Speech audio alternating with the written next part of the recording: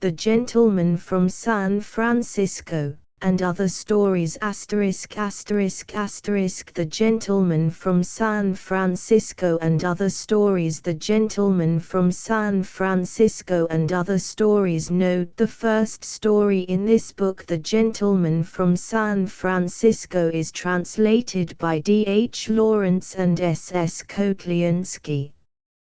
Owing to a mistake, Mr. Lawrence's name has been omitted from the title page. The three other stories are translated by S. S. Kotliansky and Leonard Woolf. Published by Leonard and Virginia Woolf at the Hogarth Press, Paradise Road, Richmond, 1922. The Gentleman from San Francisco and Other Stories by I. Bunin, translated from the Russian by S. S. Kotliansky and Leonard Woolf. Published by Leonard and Virginia Woolf at the Hogarth Press, Paradise Road, Richmond, 1922. Printed in Great Britain by William Close and Sons, Limited, London and Beccles. Contents page. The Gentleman from San Francisco. 1. Gentle breathing. 41. Casimir Stanislavovich. 51. Son. 66. The Gentleman from San Francisco. Woe to thee, Babylon, that mighty city! Apocalypse. The Gentleman from San Francisco. Nobody either in Capri or Naples ever remembered his name. Was setting out with his wife and daughter for the Old World, to spend their 2 years of pleasure. He was fully convinced of his right to rest, to enjoy long and comfortable travels, and so forth. Because, in the first place, he was rich, and in the second place, notwithstanding his 58 years, he was just starting to live. Up to the present he had not lived, but only existed, quite well, it is true, yet with all his hopes on the future. He had worked incessantly, and the Chinamen whom he employed by the thousand in his factories knew what that meant. Now at last he realized that a great deal had been accomplished, and that he had almost reached the level of those whom he had taken as his ideals, so he made up his mind to pause for a breathing space. Men of his class usually began their enjoyments with a trip to Europe, India, Egypt. He decided to do the same. He wished naturally to reward himself in the first place for all his years of toil, but he was quite glad that his wife and daughter should also share in his pleasures. True, his wife was not distinguished by any marked susceptibilities, but then elderly American women are all passionate travelers. As for his daughter, a girl no longer young and somewhat delicate, travel was really necessary for her. Apart from the question of health, do not happy meetings often take place in the course of travel? One may find oneself sitting next to a multimillionaire at table, or examining frescoes side by side with him.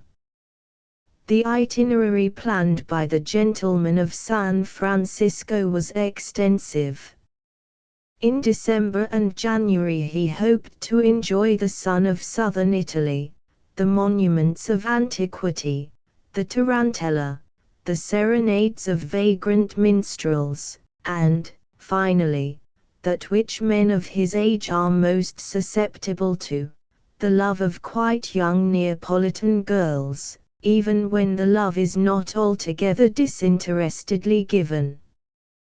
Carnival he thought of spending in Nice, in Monte Carlo, where at that season gathers the most select society, the precise society on which depend all the blessings of civilization, the fashion in evening dress, the stability of thrones, the declaration of wars, the prosperity of hotels, where some devote themselves passionately to automobile and boat races, others to roulette, others to what is called flirtation, and others to the shooting of pigeons which beautifully soar from their traps. Over emerald lawns, against a background of forget-me-not sea, instantly to fall, hitting the ground in little white heaps. The beginning of March he wished to devote to Florence, Passion Week in Rome, to hear the music of the Miserere. His plans also included Venice, Paris, bullfights in Seville, bathing in the British Isles, then Athens, Constantinople, Egypt, even Japan, certainly on his way home. And everything at the outset went splendidly. It was the end of November. Practically all the way to Gibraltar the voyage passed in icy darkness, varied by storms of wet snow. Yet the ship traveled well, even without much rolling. The passengers on board were many, and all people of some importance.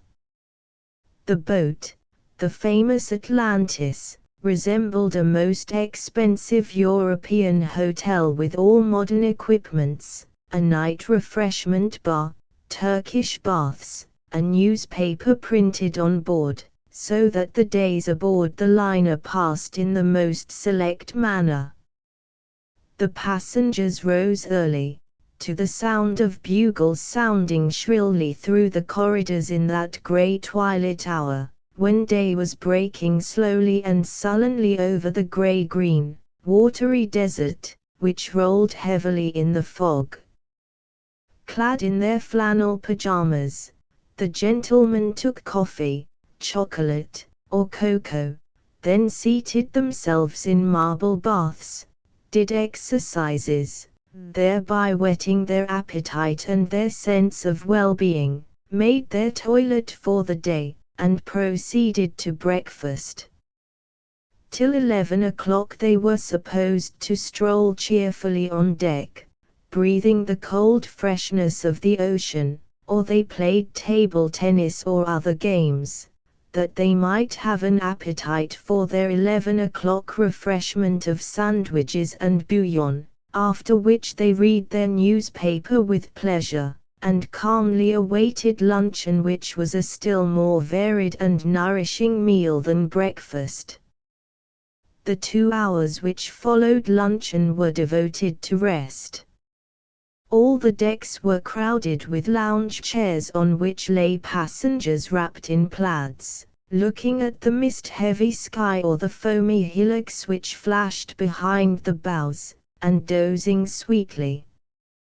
Till 5 o'clock, when, refreshed and lively, they were treated to strong, fragrant tea and sweet cakes.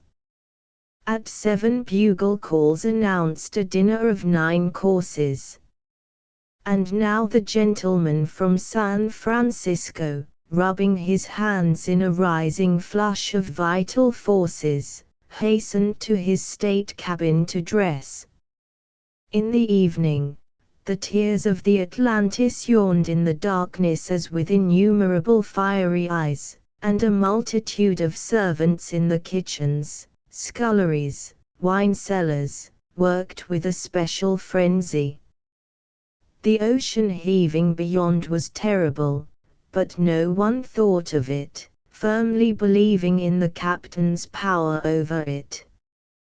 The captain was a ginger-haired man of monstrous size and weight, apparently always torpid, who looked in his uniform with broad gold stripes very like a huge idol, and who rarely emerged from his mysterious chambers to show himself to the passengers.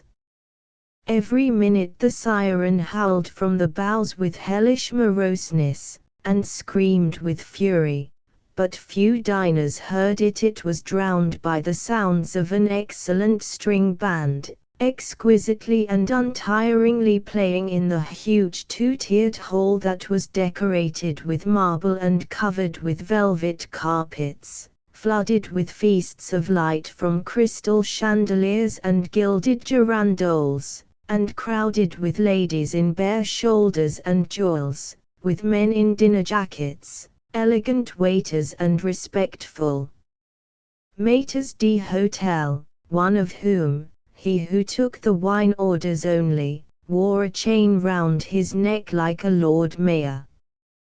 Dinner jacket and perfect linen made the gentleman from San Francisco look much younger.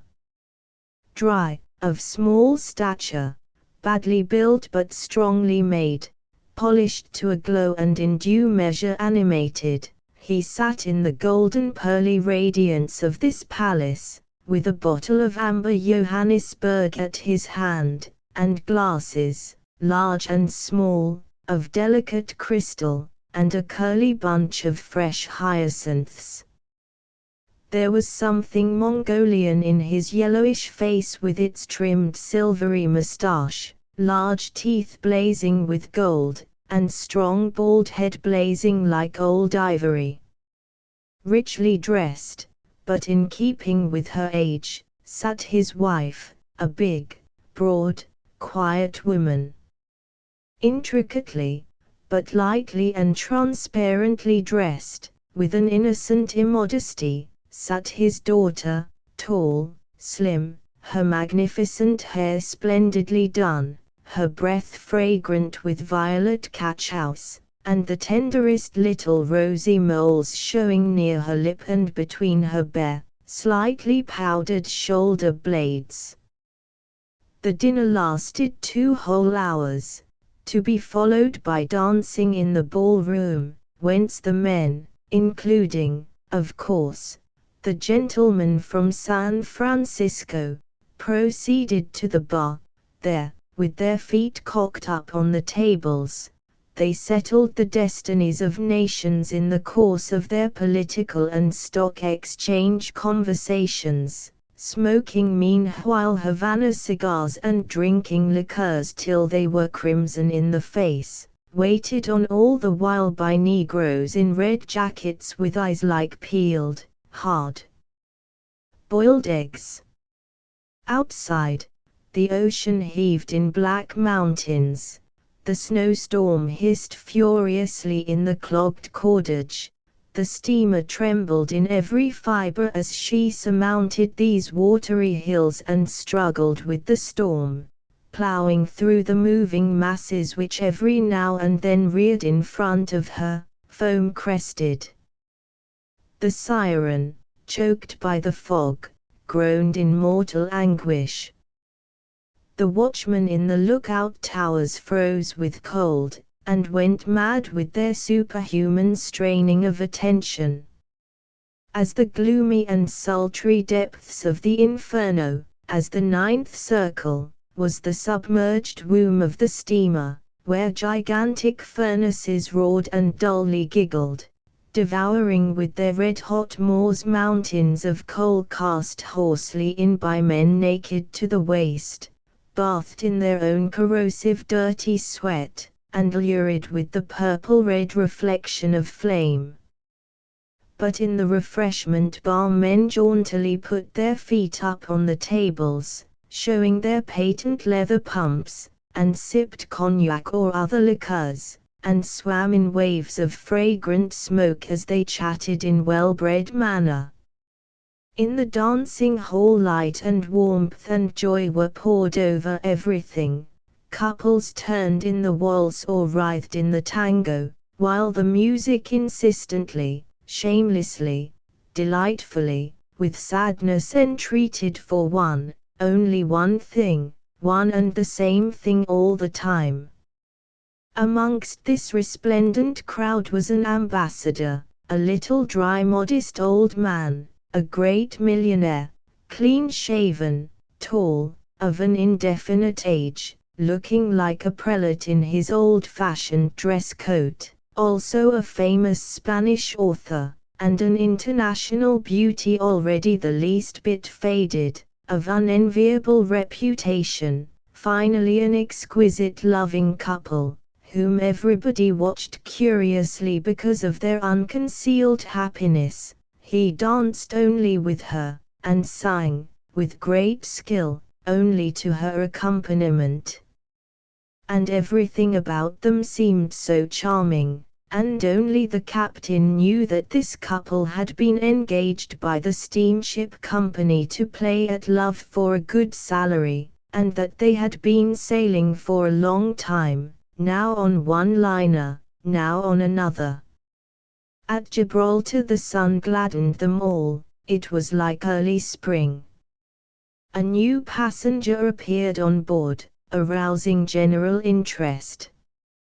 He was a hereditary prince of a certain Asiatic state, traveling incognito, a small man, as if all made of wood, though his movements were alert, broad-faced, in gold-rimmed glasses, a little unpleasant because of his large black moustache which was sparse and transparent like that of a corpse, but on the whole inoffensive, simple, modest.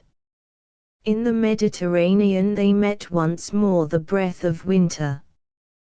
Waves, large and florid as the tail of a peacock, waves with snow-white crests heaved under the impulse of the Tramontane wind, and came merrily, madly rushing towards the ship, in the bright luster of a perfectly clear sky. The next day the sky began to pale, the horizon grew dim, land was approaching, Ischia, Capri could be seen through the glasses, then Naples herself, looking like pieces of sugar strewn at the foot of some dove-colored mass, whilst beyond, vague and deadly white with snow, a range of distant mountains. The decks were crowded. Many ladies and gentlemen were putting on light fur-trimmed coats. Noiseless Chinese servant boys, bandy-legged, with pitch-black plaids hanging down to their heels, and with girlish thick eyebrows, unobtrusively came and went, carrying up the stairways plaids, canes, valises, handbags of crocodile leather, and never speaking above a whisper.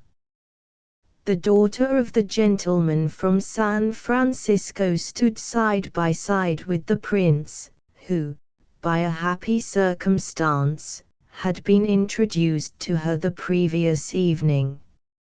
She had the air of one looking fixedly into the distance towards something which he was pointing out to her, and which he was explaining hurriedly, in a low voice.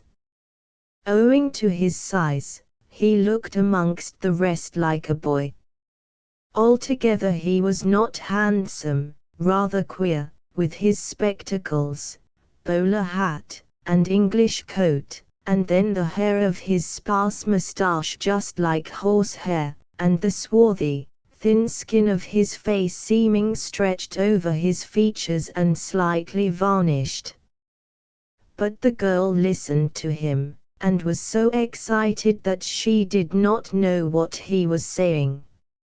Her heart beat with incomprehensible rapture because of him, because he was standing next to her and talking to her alone.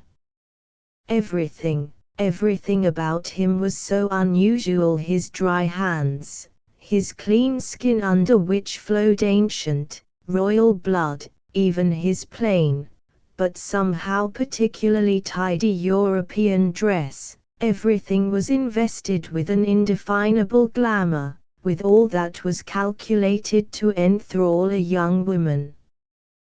The gentleman from San Francisco, wearing for his part a silk hat and grey spats over patent leather shoes, kept eyeing the famous beauty who stood near him, a tall, wonderful figure, blonde, with her eyes painted according to the latest Parisian fashion, holding on a silver chain a tiny, cringing, hairless little dog, to which she was addressing herself all the time.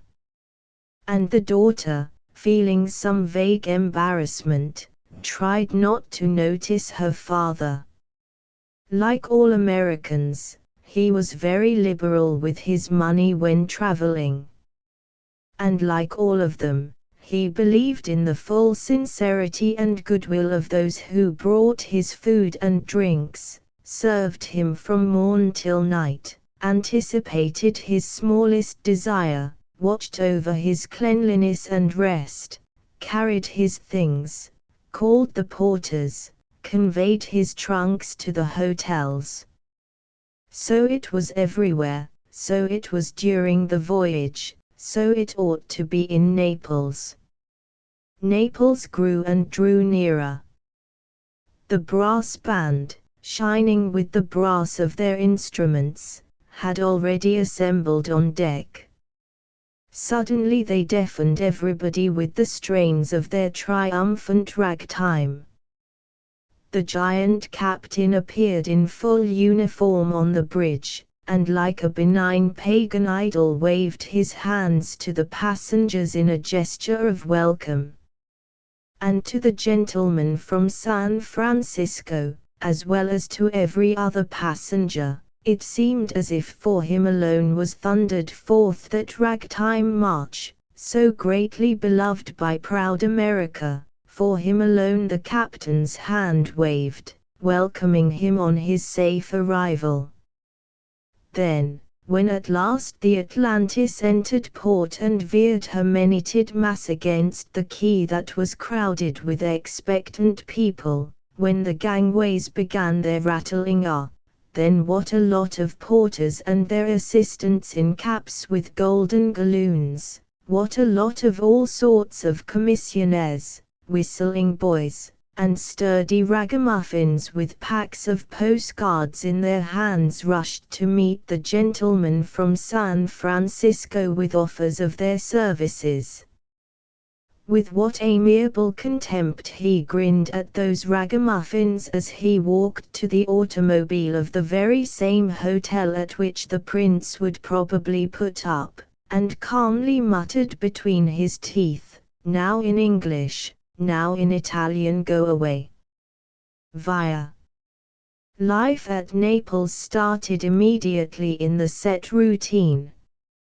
Early in the morning, breakfast in a gloomy dining room with a draughty damp wind blowing in from the windows that opened onto a little stony garden, a cloudy, unpromising day, and a crowd of guides at the doors of the vestibule.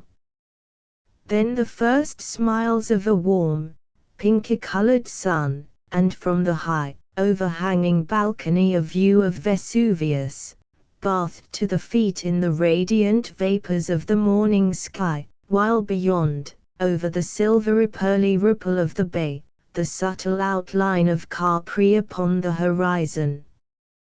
Then nearer, tiny donkeys running in two-wheeled buggies away below on the sticky embankment, and detachments of tiny soldiers marching off with cheerful and defiant music. After this a walk to the taxi stand, and a slow drive along crowded, narrow, damp corridors of streets, between high, many-windowed houses. Visits to deadly clean museums, smoothly and pleasantly lighted, but monotonously, as if from the reflection of snow. Or visits to churches, cold, smelling of wax, and always the same thing, a majestic portal, curtained with a heavy leather curtain, inside, a huge emptiness, silence, lonely little flames of clustered candles ruddying the depths of the interior on some altar decorated with ribbon, a forlorn old woman amid dark benches, slippery gravestones under one's feet, and somebody's infallibly famous descent from the cross. Luncheon at 1 o'clock on San Martino, where quite a number of the very selectest people gather about midday, and where once the daughter of the gentleman from San Francisco almost became ill with joy, fancying she saw the prince sitting in the hall, although she knew from the newspapers that he had gone to Rome for a time.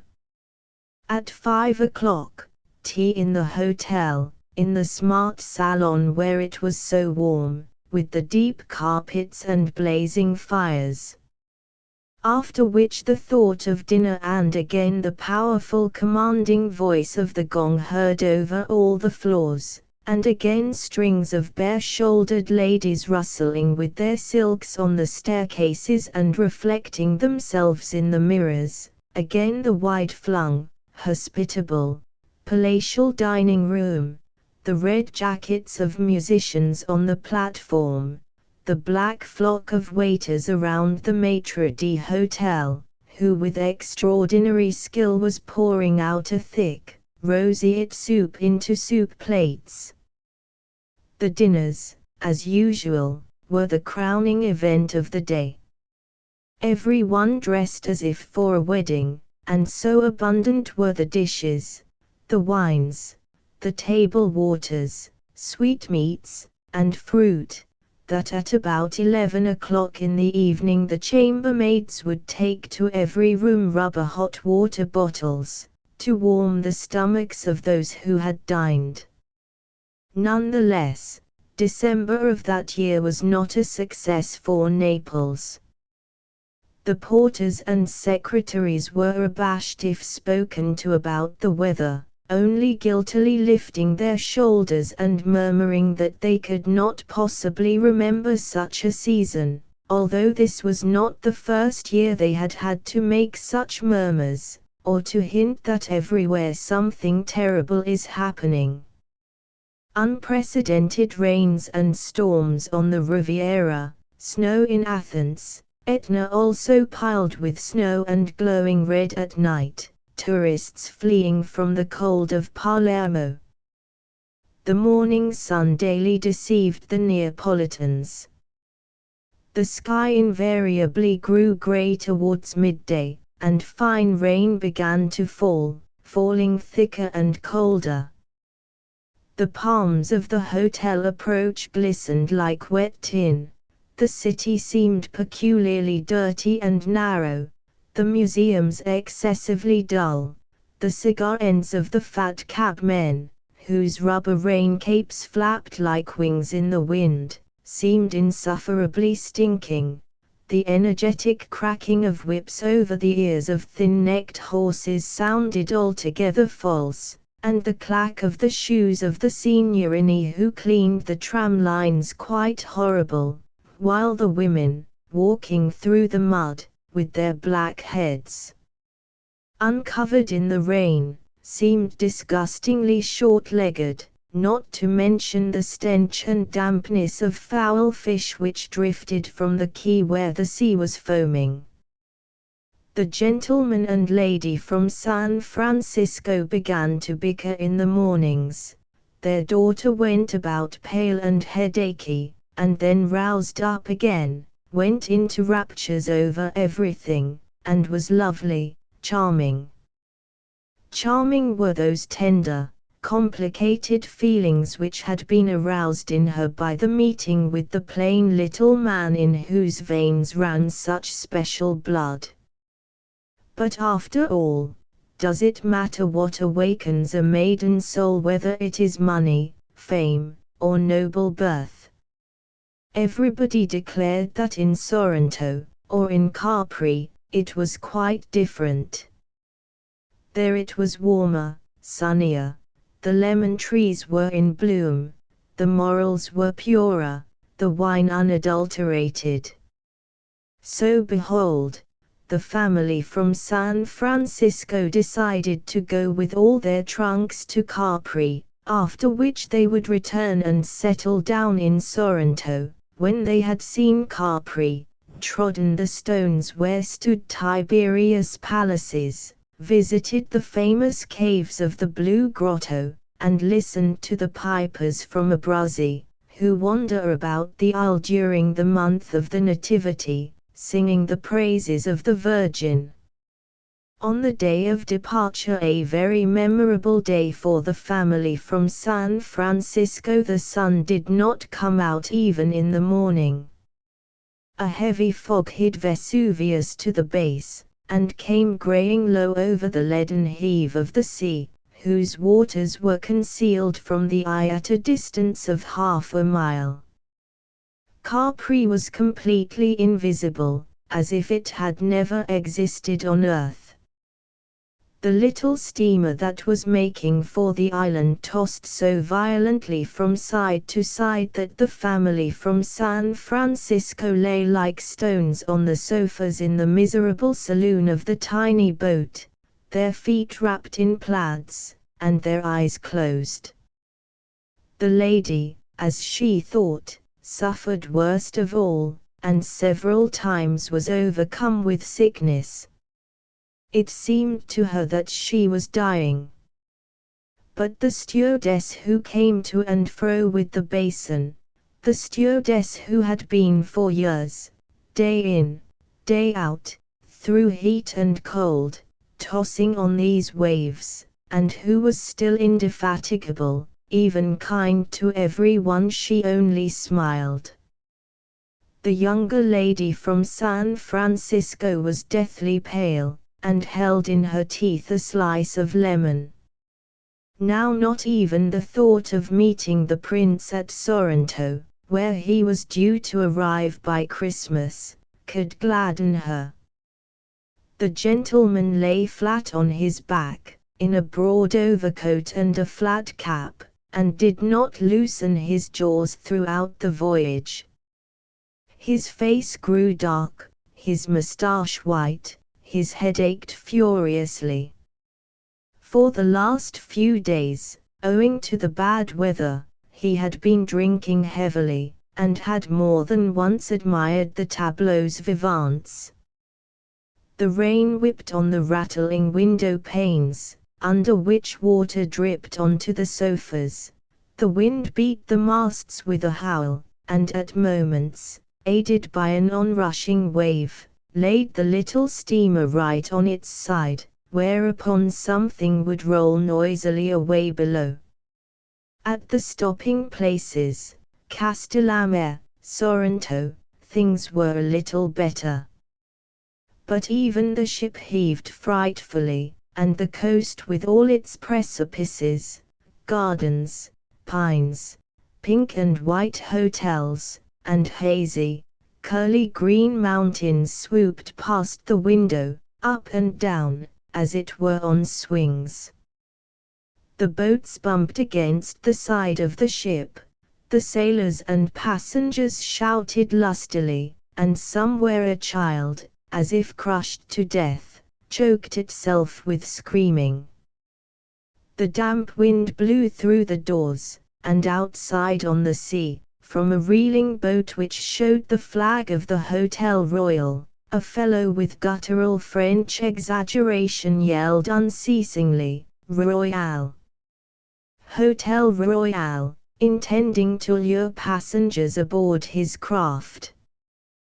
Then the gentleman from San Francisco, feeling, as he ought to have felt, quite an old man, thought with anguish and spite of all these royals' splendid excelsiors and of these greedy, good-for-nothing, garlic-stinking fellows called Italians. Once, during a halt, on opening his eyes and rising from the sofa, he saw under the rocky cliff curtain of the coast a heap of such miserable stone hovels, all musty and mouldy, stuck on top of one another by the very water, among the boats, and the rags of all sorts, tin cans and brown fishing nets, and, remembering that this was the very Italy he had come to enjoy, he was seized with despair. At last, in the twilight, the black mass of the island began to loom nearer, looking as if it were bored through at the base with little red lights. The wind grew softer, warmer, more sweet-smelling. Over the tamed waves, undulating like black oil, there came flowing golden boa constrictors of light from the lanterns of the harbor. Then suddenly the anchor rumbled and fell with a splash into the water.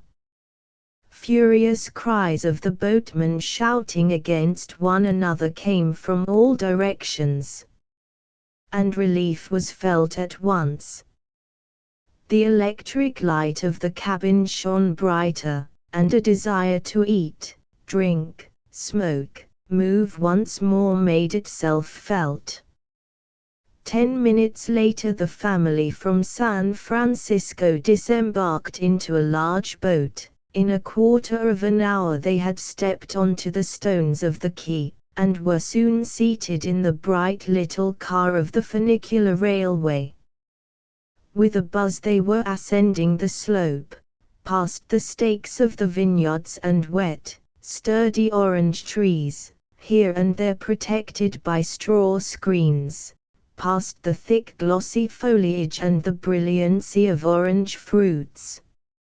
Sweetly smells the earth in Italy after rain, and each of her islands has its own peculiar aroma.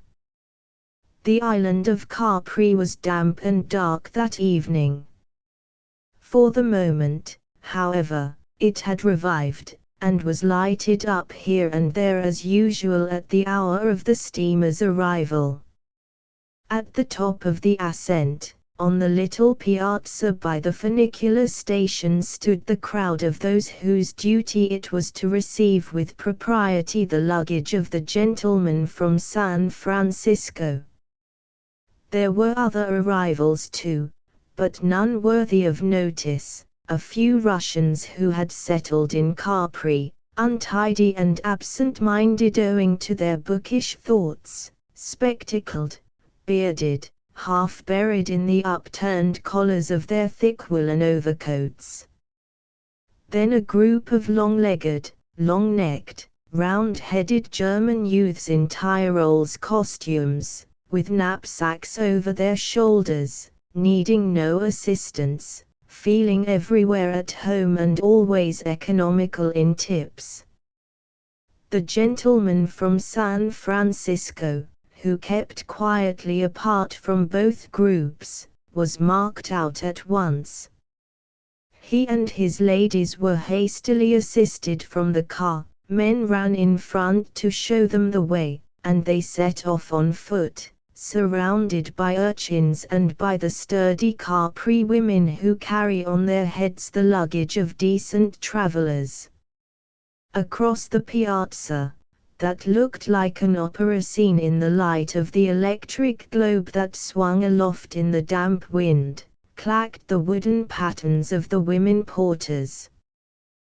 The gang of urchins began to whistle to the gentleman from San Francisco, and to turn somersaults around him, whilst he, as if on the stage, marched among them towards a medieval archway and under huddled houses, behind which led a little echoing lane, past tufts of palm trees showing above the flat roofs to the left, and under the stars in the dark blue sky, upwards towards the shining entrance of the hotel. And again it seemed as if purely in honor of the guests from San Francisco the damp little town on the rocky little island of the Mediterranean had revived from its evening stupor, that their arrival alone had made the hotel proprietor so happy and hearty, and that for them had been waiting the Chinese gong which sent its howlings through all the house the moment they crossed the doorstep. The sight of the proprietor, a superbly elegant young man with a polite and exquisite bow, startled for a moment the gentleman from San Francisco. In the first flash, he remembered that amid the chaos of images which had possessed him the previous night in his sleep, he had seen that very man, to the same man, in the same full-skirted frock coat and with the same glossy, perfectly smoothed hair. Startled, he hesitated for a second. But long, long ago he had lost the last mustard seed of any mystical feeling he might ever have had, and his surprise at once faded. He told the curious coincidence of dream and reality jestingly to his wife and daughter, as they passed along the hotel corridor. And only his daughter glanced at him with a little alarm. Her heart suddenly contracted with homesickness, with such a violent feeling of loneliness in this dark, foreign island, that she nearly wept. As usual, however, she did not mention her feelings to her father. Rias 17, a high personage who had spent 3 whole weeks on Capri, had just left, and the visitors were installed in the suite of rooms that he had occupied. To them was assigned the most beautiful and expert chambermaid, a Belgian with a thin, firmly corseted figure, and a starched cap in the shape of a tiny indented crown. The most experienced and distinguished-looking footman was placed at their service, a coal-black, fiery-eyed Sicilian, and also the smartest waiter, the small, stout Luigi, a tremendous buffoon, who had seen a good deal of life. In a minute or two a gentle tap was heard at the door of the gentleman from San Francisco, and there stood the maitre d'hotel, a Frenchman, who had come to ask if the guests would take dinner, and to report, in case of answer in the affirmative, of which, however, he had small doubt, that this evening there were Mediterranean lobsters, roast beef, asparagus, pheasants, etc., etc. The floor was still rocking under the feet of the gentleman from San Francisco, so rolled about had he been on that wretched, grubby Italian steamer. Yet with his own hands, calmly, though clumsily from lack of experience, he closed the window which had banged at the entrance of the maitre d'hotel, shutting out the drifting smell of distant kitchens and of wet flowers in the garden. Then he turned and replied with unhurried distinctness, that they would take dinner, that their table must be far from the door, in the very center of the dining room, that they would have local wine and champagne, moderately dry and slightly cooled. To all of which the maitre d'hotel gave assent in the most varied intonations, which conveyed that there was not and could not be the faintest question of the justness of the desires of the gentleman from San Francisco, and that everything should be exactly as he wished. At the end he inclined his head and politely inquired, "Is that all, sir?" On receiving a lingering yes, he added that Carmela and Giuseppe, famous all over Italy and to all the world of tourists, were going to dance the tarantella that evening in the hall. "I have seen picture postcards of her," said the gentleman from San Francisco, in a voice expressive of nothing. "And is Giuseppe her husband?" "Her cousin, sir," replied the maitre d'hotel. The gentleman from San Francisco was silent for a while, thinking of something, but saying nothing. Then he dismissed the man with a nod of the head. After which he began to make preparations as if for his wedding. He turned on all the electric lights, and filled the mirrors with brilliance and reflection of furniture and open trunks. He began to shave and wash, ringing the bell every minute, and down the corridor raced and crossed the impatient ringings from the rooms of his wife and daughter. Luigi, with the nimbleness peculiar to certain stout people, making grimaces of horror which brought tears of laughter to the eyes of chambermaids dashing past with marble-white pails, turned a cartwheel to the gentleman's door, and tapping with his knuckles, in a voice of sham timidity and respectfulness reduced to idiocy, asked, "Harsunato, Signor?" From behind the door, a slow, grating, offensively polite voice, "Yes, come in." What were the feelings, what were the thoughts of the gentleman from San Francisco on that evening so significant to him? He felt nothing exceptional, since unfortunately everything on this earth is too simple in appearance. Even had he felt something imminent in his soul, all the same he would have reasoned that, whatever it might be, it could not take place immediately. Besides, as with all who have just experienced seasickness, he was very hungry, and looked forward with delight to the first spoonful of soup, the first mouthful of wine. So he performed the customary business of dressing in a state of excitement which left no room for reflection.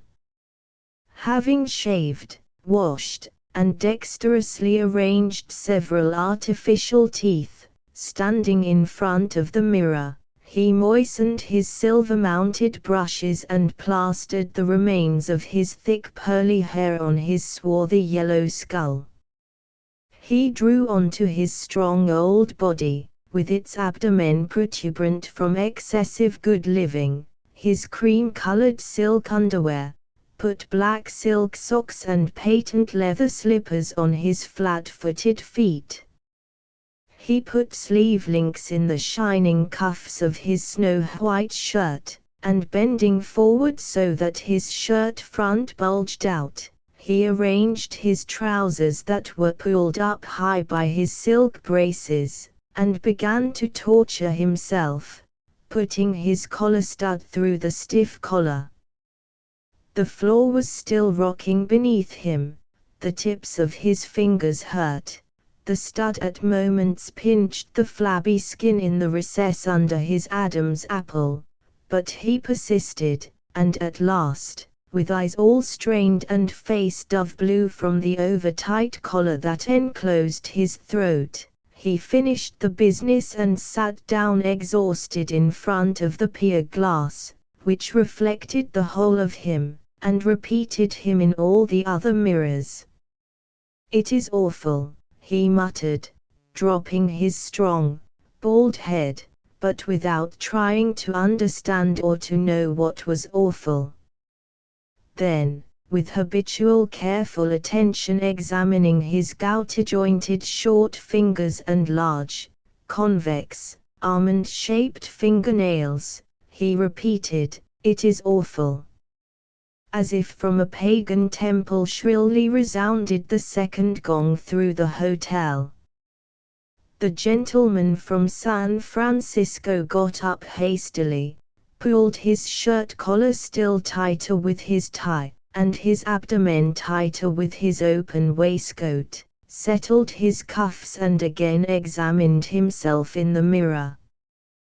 That Carmela, swarthy, with her enticing eyes, looking like a mulatto in her dazzling colored dress, chiefly orange, she must be an extraordinary dancer, he was thinking. So, cheerfully leaving his room and walking on the carpet to his wife's room, he called to ask if they were nearly ready. "In 5 minutes, Dad," came the gay voice of the girl from behind the door. "I'm arranging my hair." "Righto," said the gentleman from San Francisco.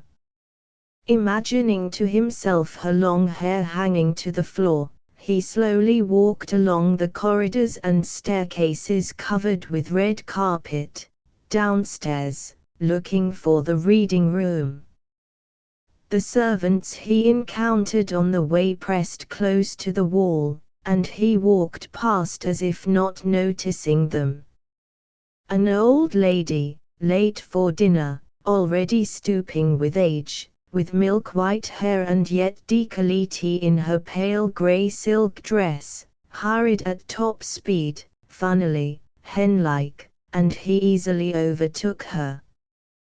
By the glass door of the dining room, wherein the guests had already started the meal, he stopped before a little table heaped with boxes of cigars and cigarettes, and taking a large manila, threw 3 liras on the table. After which he passed along the winter terrace, and glanced through an open window. From the darkness came a waft of soft air, and there loomed the top of an old palm tree that spread its boughs over the stars, looking like a giant, bringing down the far-off smooth quivering of the sea. In the reading room, cozy with the shaded reading lamps, a grey, untidy German, looking rather like Ibsen in his round silver-rimmed spectacles and with mad astonished eyes, stood rustling the newspapers. After coldly eyeing him, the gentleman from San Francisco seated himself in a deep leather armchair in a corner, by a lamp with a green shade, put on his pince-nez, and, with a stretch of his neck because of the tightness of his shirt collar, obliterated himself behind a newspaper. He glanced over the headlines, read a few sentences about the never-ending Balkan War, then with a habitual movement turned over the page of the newspaper when suddenly the lines blazed up before him in a glassy sheen, his neck swelled, his eyes bulged, and the pince-nez came flying off his nose. He lunged forward, wanted to breathe and rattled wildly. His lower jaw dropped, and his mouth shone with gold fillings. His head fell swaying on his shoulder, his shirt front bulged out basket-like, and all his body, writhing, with heels scraping up the carpet, slid down to the floor, struggling desperately with some invisible foe. If the German had not been in the reading room, the frightful affair could have been hushed up.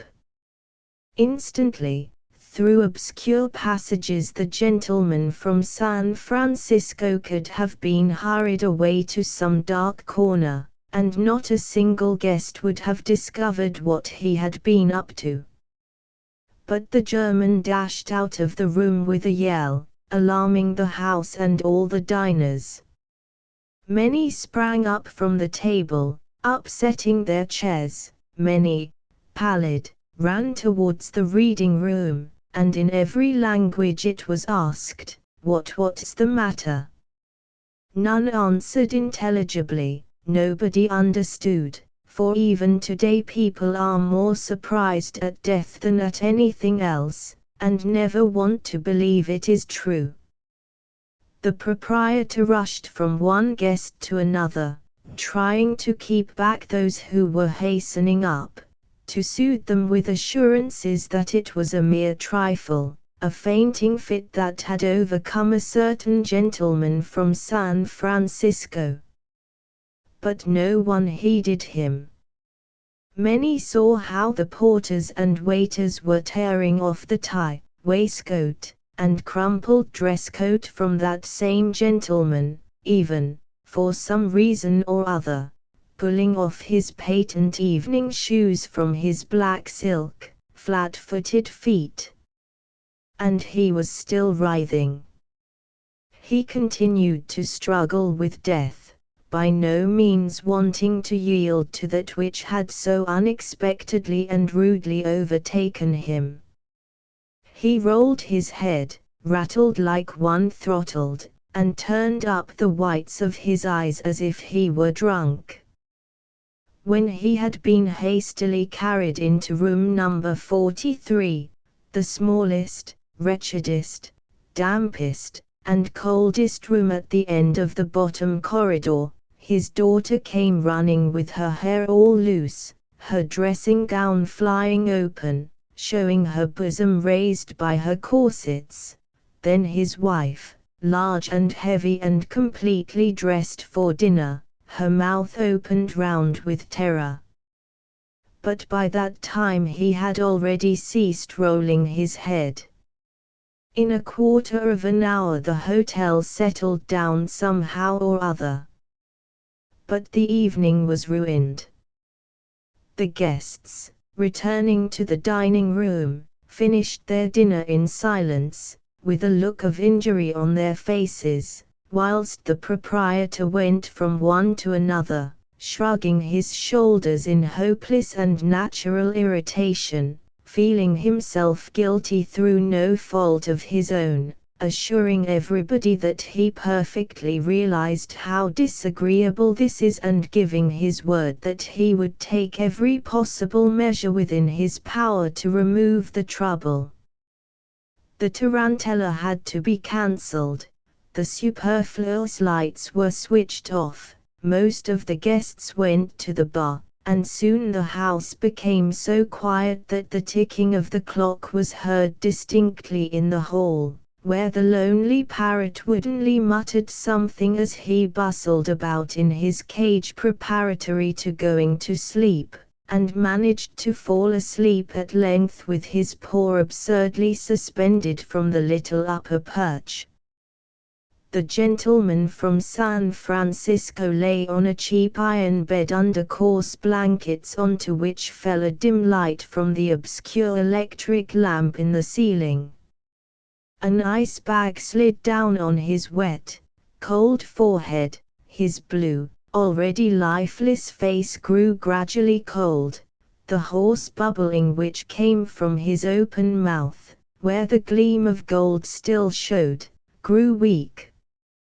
The gentleman from San Francisco rattled no longer, he was no more, something else lay in his place. His wife, his daughter, the doctor, and the servants stood and watched him dully. Suddenly that which they feared and expected happened. The rattling ceased. And slowly, slowly under their eyes a pallor spread over the face of the deceased, his features began to grow thinner, more transparent, with a beauty which might have suited him long ago. Entered the proprietor. "Gia, morto," whispered the doctor to him. The proprietor raised his shoulders, as if it were not his affair. The wife, on whose cheeks tears were slowly trickling, approached and timidly asked that the deceased should be taken to his own room. "Oh no, madam," hastily replied the proprietor, politely, but coldly, and not in English, but in French. He was no longer interested in the trifling sum the guests from San Francisco would leave at his cash desk. "That is absolutely impossible." Adding by way of explanation, that he valued that suite of rooms highly, and that should he accede to Madame's request, the news would be known all over Capri and no one would take the suite afterwards. The young lady, who had glanced at him strangely all the time, now sat down in a chair and sobbed, with her handkerchief to her mouth. The elder lady's tears dried at once, her face flared up. Raising her voice and using her own language she began to insist, unable to believe that the respect for them had gone already. The manager cut her short with polite dignity. "If Madame does not like the ways of the hotel, he dare not detain her." And he announced decisively that the corpse must be removed at dawn. The police had already been notified, and an official would arrive presently to attend to the necessary formalities. "Is it possible to get a plain coffin?" Madame asked. Unfortunately not. Impossible. And there was no time to make one. It would have to be arranged somehow. Yes, the English soda water came in large strong boxes if the divisions were removed. The whole hotel was asleep. The window of number 43 was open, onto a corner of the garden where, under a high stone wall ridged with broken glass, grew a battered banana tree. The light was turned off, the door locked, the room deserted. The deceased remained in the darkness. Blue stars glanced at him from the black sky. A cricket started to chirp with sad carelessness in the wall.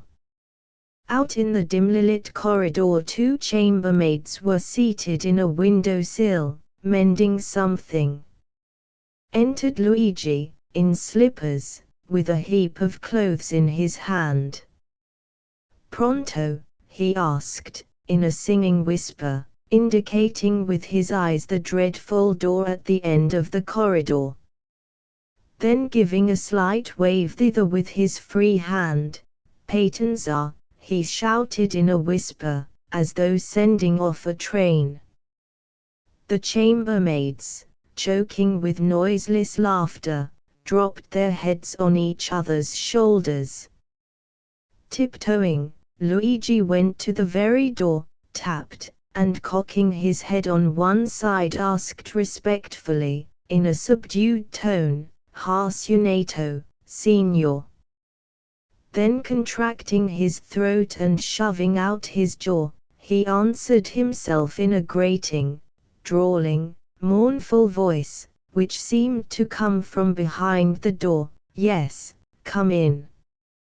When the dawn grew white at the window of number 43, and a damp wind began rustling the tattered fronds of the banana tree, as the blue sky of morning lifted and unfolded over Capri, and Montesolo, pure and distinct, grew golden, catching the sun which was rising beyond the far-off blue mountains of Italy. Just as the laborers who were mending the paths of the islands for the tourists came out for work, a long box was carried into room number 43. Soon this box weighed heavily, and it painfully pressed the knees of the porter who was carrying it in a one-horse cab down the winding white high road, between stone walls and vineyards, down the face of Capri to the sea. The driver, a weakly little fellow with reddened eyes, in a little old jacket with sleeves too short and bursting boots, kept flogging his wiry small horse that was decorated in Sicilian fashion, its harness tinkling with busy little bells and fringed with fringes of scarlet wool, the high saddle peak gleaming with copper and tufted with color, and a yard-long plume nodding from the pony's cropped head, from between the ears. The cabby had spent the whole night playing dice in the inn, and was still under the effects of drink. Silent, he was depressed by his own debauchery and vice, by the fact that he gambled away to the last farthing all those copper coins with which his pockets had yesterday been full, in all 4 lire, 40 centesimi. But the morning was fresh. In such air, with the sea all round, under the morning sky headaches evaporate, and man soon regains his cheerfulness. Moreover, the cabby was cheered by this unexpected fare which he was making out of some gentleman from San Francisco, who was nodding with his dead head in a box at the back. The little steamer, which lay like a water beetle on the tender bright blueness which brims the Bay of Naples, was already giving the final hoots, and this tooting resounded again cheerily all over the island. Each contour, each ridge, each rock was so clearly visible in every direction, It was as if there were no atmosphere at all. Near the beach the porter in the cab was overtaken by the head porter dashing down in an automobile with the lady and her daughter, both pale, their eyes swollen with the tears of a sleepless night. And in 10 minutes the little steamer again churned up the water and made her way back to Sorrento, to Castellamare, bearing away from Capri forever the family from San Francisco. And peace and tranquility reigned once more on the island. On that island 2,000 years ago lived a man entangled in his own infamous and strange acts, one whose rule for some reason extended over millions of people, and who, having lost his head through the absurdity of such power, committed deeds which have established him forever in the memory of mankind which in the mass now rules the world just as hideously and incomprehensibly as he ruled it then. And men come here from all quarters of the globe to look at the ruins of the stone house where that one man lived, on the brink of one of the steepest cliffs in the island.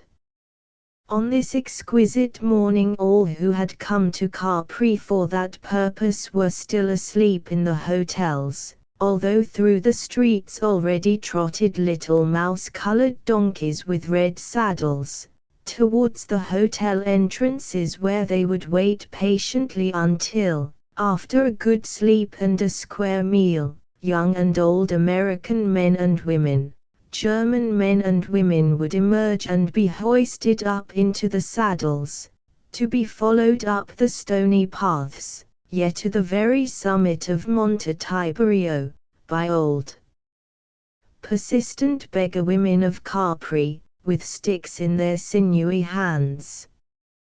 Quieted by the fact that the dead old gentleman from San Francisco, who had intended to be one of the pleasure party but who had only succeeded in frightening the rest with the reminder of death, was now being shipped to Naples. The happy tourists still slept soundly, the island was still quiet, the shops in the little town not yet open. Only fish and greens were being sold in the tiny piazza, only simple folk were present, and amongst them, as usual without occupation, the tall old boatman Lorenzo, thorough debauchee and handsome figure, famous all over Italy, model for many a picture. He had already sold for a trifle 2 lobsters which he had caught in the night, and which were rustling in the apron of the cook of that very same hotel where the family from San Francisco had spent the night.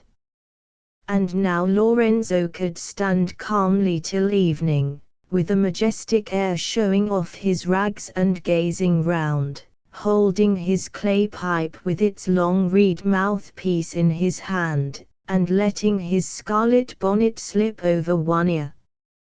For as a matter of fact he received a salary from the little town, from the commune which found it profitable to pay him to stand about and make a picturesque figure as everybody knows. Down the precipices of Monte Solero, down the stony little stairs cut in the rock of the old Phoenician road came 2 Abruzzi mountaineers, descending from Anacapri. One carried a bagpipe under his leather cloak, a large goat skin with 2 little pipes, the other had a sort of wooden flute. They descended, and the whole land, joyous, was sunny beneath them. They saw the rocky, heaving shoulder of the island, which lay almost entirely at their feet, swimming in the fairy blueness of the water. Shining morning vapors rose over the sea to the east, under a dazzling sun which already burned hot as it rose higher and higher, and there, far off, the dimly cerulean masses of Italy, of her near and far mountains, still wavered blue as if in the world's morning, in a beauty no words can express. Halfway down the descent the pipers slackened their pace. Above the road, in a grotto of the rocky face of Monte Solao stood the Mother of God, the sun full upon her, giving her a splendor of snow-white and blue ornament, and royal crown rusty from all weathers. Meek and merciful, she raised her eyes to heaven, to the eternal and blessed mansions of her thrice holy Son. The pipers bared their heads, put their pipes to their lips, and there streamed forth naive and meekly joyous praises to the sun, to the morning, to her, immaculate, who would intercede for all who suffer in this malicious and lovely world, and to him, born of her womb among the caves of Bethlehem, in a lowly shepherd's hut, in the far Judean land. And the body of the dead old man from San Francisco was returning home, to its grave, to the shores of the New World. Having been subjected to many humiliations, much human neglect, after a week's wandering from one warehouse to another, it was carried at last on to the same renowned vessel which so short a time ago, and with such honor, had borne him living to the old world. But now he was to be hidden far from the knowledge of the voyagers. Closed in a tar-coated coffin, he was lowered deep into the vessel's dark hold. And again the ship set out on the long voyage. She passed at night near Capri, and to those who were looking out from the island, sad seemed the lights of the ship slowly hiding themselves in the sea's darkness. But there aboard the liner, in the bright halls shining with lights and marble, gay dancing filled the evening, as usual. The second evening, and the third evening, still they danced, amid a storm that swept over the ocean, booming like a funeral service, rolling up mountains of morning darkness silvered with foam. Through the snow the numerous fiery eyes of the ship were hardly visible to the devil who watched from the rocks of Gibraltar, from the stony gateway of two worlds, peering after the vessel as she disappeared into the night and storm. The devil was huge as a cliff. But huger still was the liner, many-storied, many-funneled, created by the presumption of the new man with the old heart. The blizzard smote the rigging and the funnels, and whitened the ship with snow, but she was enduring, firm, majestic and horrible. On the topmost deck rose lonely amongst the snowy whirlwind the cozy and dim quarters where lay the heavy master of the ship, he who was like a pagan idol, sunk now in a light, uneasy slumber. Through his sleep he heard the somber howl and furious screechings of the siren, muffled by the blizzard. But again he reassured himself by the nearness of that which stood behind his wall, and was in the last resort incomprehensible to him, by the large, apparently armored cabin which was now and then filled with a mysterious rumbling, throbbing, and crackling of blue fires that flared up explosive around the pale face of the telegraphist who, with a metal hoop fixed on his head, was eagerly straining to catch the dim voices of vessels which spoke to him from hundreds of miles away. In the depths, in the underwater womb of the Atlantis, steel glimmered and steam wheezed, and huge masses of machinery and thousand-ton boilers dripped with water and oil, as the motion of the ship was steadily cooked in this vast kitchen heated by hellish furnaces from beneath. Here bubbled in their awful concentration the powers which were being transmitted to the keel, down an infinitely long round tunnel lit up and brilliant like a gigantic gun barrel, along which slowly, with a regularity crushing to the human soul, revolved a gigantic shaft, precisely like a living monster coiling and uncoiling its endless length down the tunnel, sliding on its bed of oil.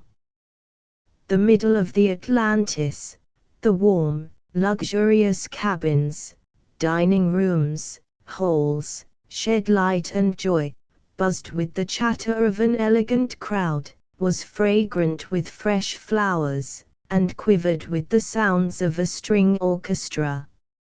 And again amidst that crowd, amidst the brilliance of lights, silks, diamonds, and bare feminine shoulders, a slim and supple pair of hired lovers painfully writhed and at moments convulsively clashed.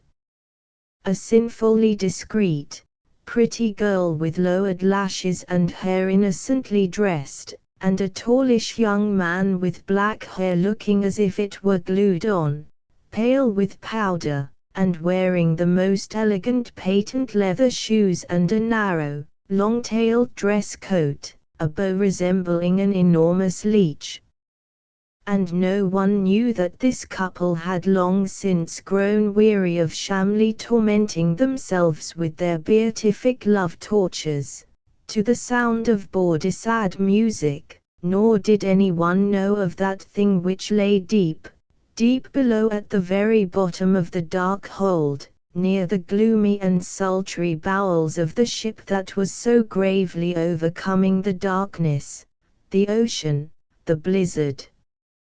Gentle breathing in the cemetery above a fresh mound of earth stands a new cross of oak, strong, heavy, smooth, a pleasant thing to look at.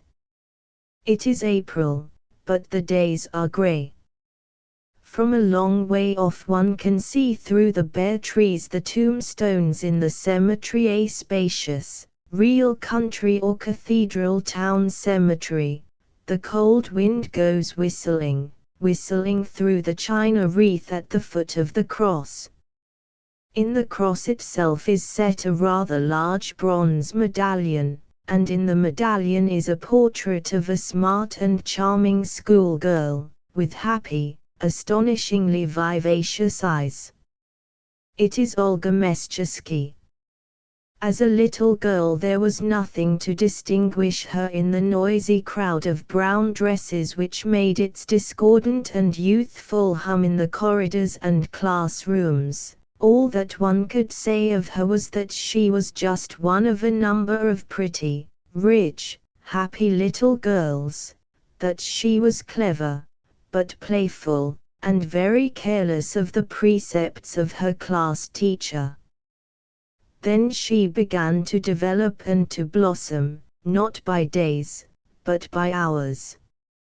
At 14, with a slim waist and graceful legs, there was already well developed the outline of her breasts and all those contours of which the charm has never yet been expressed in human words. At 15 she was said to be a beauty. How carefully some of her school friends did their hair, how clean they were, how careful and restrained in their movements. But she was afraid of nothing, neither of ink stains on her fingers, nor of a flushed face, nor of disheveled hair, nor of a bare knee after a rush and a tumble. Without a thought or an effort on her part, imperceptibly there came to her everything which so distinguished her from the rest of the school during her last 2 years: daintiness, smartness, quickness, the bright and intelligent gleam in her eyes. No one danced like Olga Mestchesky, no one could run or skate like her, no one at dances had as many admirers as she had, and for some reason no one was so popular with the junior classes. Imperceptibly she grew up into a girl, and imperceptibly her fame in the school became established, and already there were rumors that she is flighty, that she cannot live without admirers, that the schoolboy, Shensin, is madly in love with her, that she, too, perhaps loves him, but is so changeable in her treatment of him that he tried to commit suicide. During her last winter, Olga Meschewski went quite crazy with happiness, so they said at school. It was a snowy, sunny, frosty winter. The sun would go down early behind the grove of tall fir trees in the snowy school garden, but it was always fine and radiant weather, with a promise of frost and sun again tomorrow, a walk in Cathedral Street, skating in the town park, a pink sunset, music, and that perpetually moving crowd in which Olga Meschewski seemed to be the smartest, the most careless, and the happiest. And then, one day, when she was rushing like a whirlwind through the recreation room with the little girls chasing her and screaming for joy, she was unexpectedly called up to the headmistress. She stopped short, took one deep breath, with a quick movement, already a habit, arranged her hair, gave a pull to the corners of her apron to bring it up on her shoulders, and with shining eyes ran upstairs. The headmistress, small, youngish, but grey-haired, sat quietly with her knitting in her hands at the writing table, under the portrait of the Tsar. "Good morning, Miss Meschewski," she said in French, without lifting her eyes from her knitting. "I am sorry that this is not the first time that I have had to call you here to speak to you about your behavior." "I am attending, madam," answered Olga, coming up to the table, looking at her brightly and happily, but with an expressionless face, and curtsying so lightly and gracefully, as only she could. "You will attend badly. Unfortunately I have become convinced of that," said the headmistress, giving a pull at the thread so that the ball rolled away over the polished floor, and Olga watched it with curiosity. The headmistress raised her eyes. "I shall not repeat myself, I shall not say much," she said. Olga very much liked the unusually clean and large study. On frosty days the air in it was so pleasant, with the warmth from the shining Dutch fireplace, and the fresh lilies of the valley on the writing table. She glanced at the young Tsar, painted full length in a splendid hall, at the smooth parting in the white, neatly waved hair of the headmistress. She waited in silence. "You are no longer a little girl," said the headmistress meaningly, beginning to feel secretly irritated. "Yes, madam," answered Olga simply, almost merrily. "But neither are you a woman yet," said the headmistress, still more meaningly, and her pale face flushed a little. "To begin with, why do you do your hair like that? You do it like a woman." "It is not my fault, madam, that I have nice hair," Olga replied, and gave a little touch with both hands to her beautifully dressed hair. "Ah, is that it? You are not to blame," said the headmistress.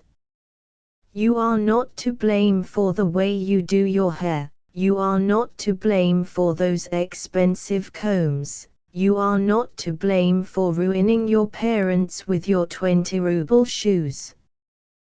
But, I repeat, you completely forget that you are still only a schoolgirl."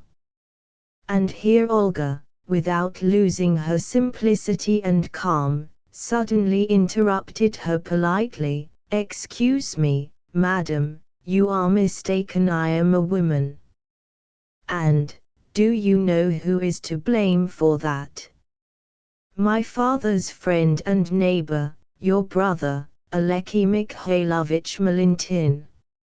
It happened last summer in the country. And a month after this conversation, a Cossack officer, ungainly and of plebeian appearance, who had absolutely nothing in common with Olga Meschevsky's circle, shot her on the platform of the railway station, in a large crowd of people who had just arrived by train. And the incredible confession of Olga Meschevsky, which had stunned the headmistress, was completely confirmed. The officer told the coroner that Meschevsky had led him on, had had a liaison with him, had promised to marry him, and at the railway station on the day of the murder, while seeing him off to Novoscherkassk, had suddenly told him that she had never thought of marrying him, that all the talk about marriage was only to make a fool of him, and she gave him her diary to read with the pages in it which told about Bunin. I glanced through those pages, said the officer, went out onto the platform where she was walking up and down, and waiting for me to finish reading it, and I shot her. The diary is in the pocket of my overcoat. Look at the entry for the 10th of July of last year. And this is what the coroner read. It is now nearly 2 o'clock in the morning. I fell sound asleep, but woke up again immediately. I have become a woman today. Papa, Mama, and Tolya had all gone to town, and I was left alone. I cannot say how happy I was to be alone. In the morning I walked in the orchard, in the field, and I went into the woods, and it seemed to me that I was all by myself in the whole world, and I never had such pleasant thoughts before. I had lunch by myself, then I played for an hour, and the music made me feel that I should live forever, and be happier than anyone else had ever been.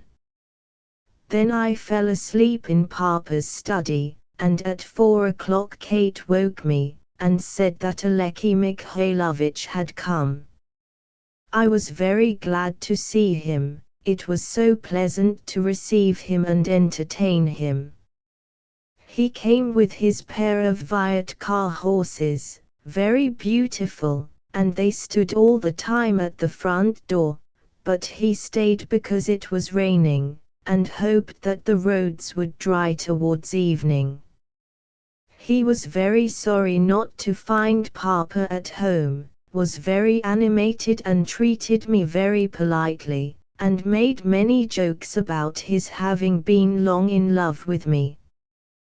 Before tea we walked in the garden, and the weather was charming, the sun shining through the whole wet garden, but it grew quite cold, and he walked with me, arm in arm, and said that he was Faust with Marguerite.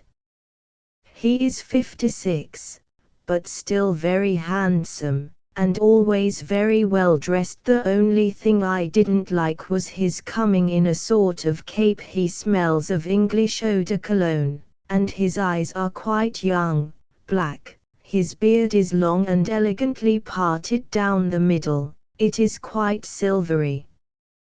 We had tea in the glass veranda, and suddenly I did not feel very well, and lay down on the sofa while he smoked. Then he sat down near me, and began to say nice things, and then to take my hand and kiss it. I covered my face with a silk handkerchief, and several times he kissed me on the lips through the handkerchief. I can't understand how it happened, I went mad, I never thought I was like that. Now I have only one way out. I feel such a loathing for him that I cannot endure it. The town in these April days has become clean and dry, Its stones have become white, and it is easy and pleasant to walk on them.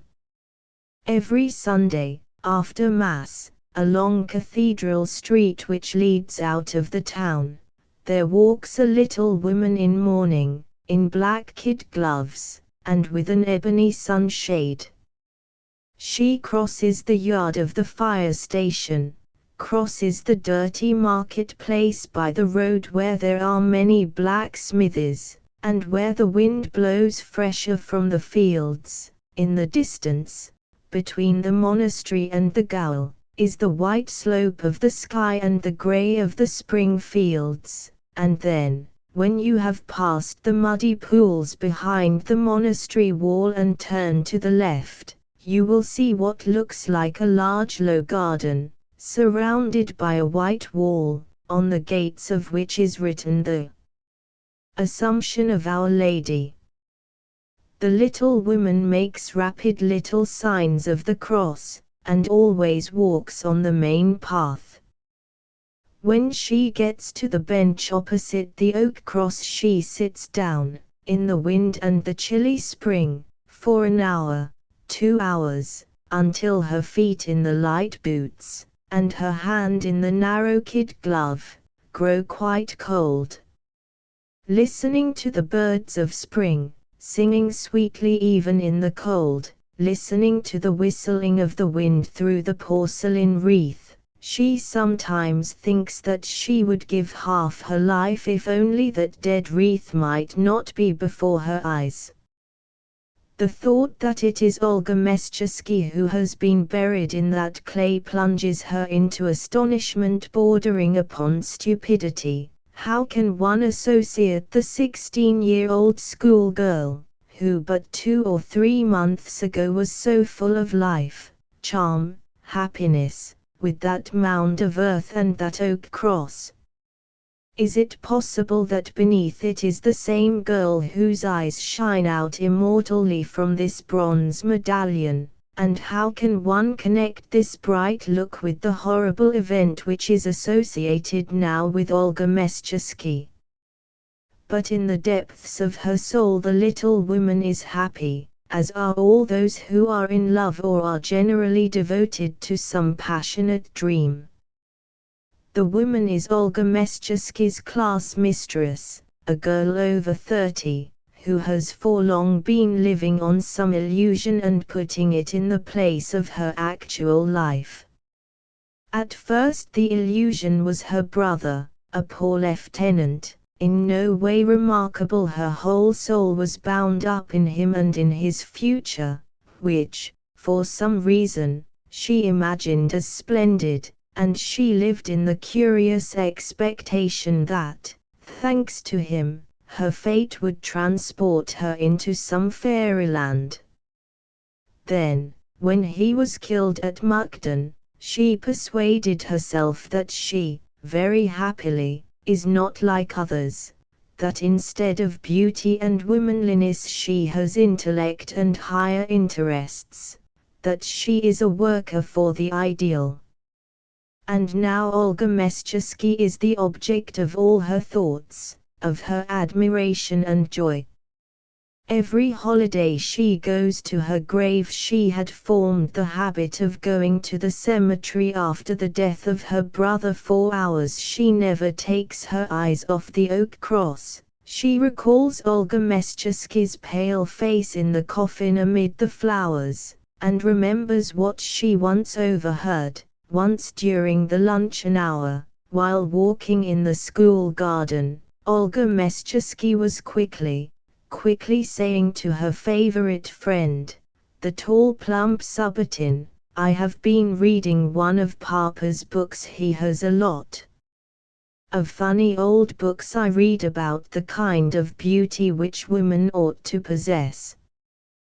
There's such a lot written there, you see, I can't remember it all. Well, of course, eyes black as boiling pitch, upon my word, that's what they say there, boiling pitch, eyebrows black as night, and a tender flush in the complexion, a slim figure, hands longer than the ordinary little feet, a fairly large breast, a regularly rounded leg, a knee the color of the inside of a shell, high but sloping shoulders. A good deal of it I have nearly learned by heart, it is also true, but do you know what the chief thing is? Gentle breathing. And I have got it. You listen how I breathe, isn't it gentle? Now the gentle breathing has again vanished away into the world, into the cloudy day, into the cold spring wind. Casimir Stanislavovich on the yellow card with a nobleman's coronet. The young porter at the Hotel Versailles somehow managed to read the Christian name and patronymic Casimir Stanislavovich. 1. There followed something still more complicated and still more difficult to pronounce. The porter turned the card this way and that way in his hand, looked at the passport, which the visitor had given him with it, shrugged his shoulders. None of those who stayed at the Versailles gave their cards. Then he threw both onto the table and began again to examine himself in the silvery, milky mirror which hung above the table, whipping up his thick hair with a comb. He wore an overcoat and shiny top boots. The gold braid on his cap was greasy with age. The hotel was a bad one. Casimir Stanislavovich left Kiev for Moscow on the 8th of April, Good Friday, on receiving a telegram with the one-word 10th. Somehow or other he managed to get the money for his fare, and took his seat in a second-class compartment, grey and dim, but really giving him the sensation of comfort and luxury. The train was heated, and that railway carriage heat and the smell of the heating apparatus, and the sharp tapping of the little hammers in it, reminded Casimir Stanislavovich of other times. At times it seemed to him that winter had returned, that in the fields the white, very white drifts of snow had covered up the yellowish bristle of stubble and the large leaden pools where the wild ducks swam. But often the snowstorm stopped suddenly and melted, the fields grew bright, and one felt that behind the clouds was much light, and the wet platforms of the railway stations looked black, and the rooks called from the naked poplars. At each big station Casimir Stanislavovich went to the refreshment room for a drink, and returned to his carriage with newspapers in his hands, but he did not read them, he only sat and sank in the thick smoke of his cigarettes, which burned and glowed, and to none of his neighbors Odessa Jews who played cards all the time did he say a single word. He wore an autumn overcoat of which the pockets were worn, a very old black top hat, and new, but heavy, cheap boots. His hands, the typical hands of an habitual drunkard, and an old inhabitant of basements, shook when he lit a match.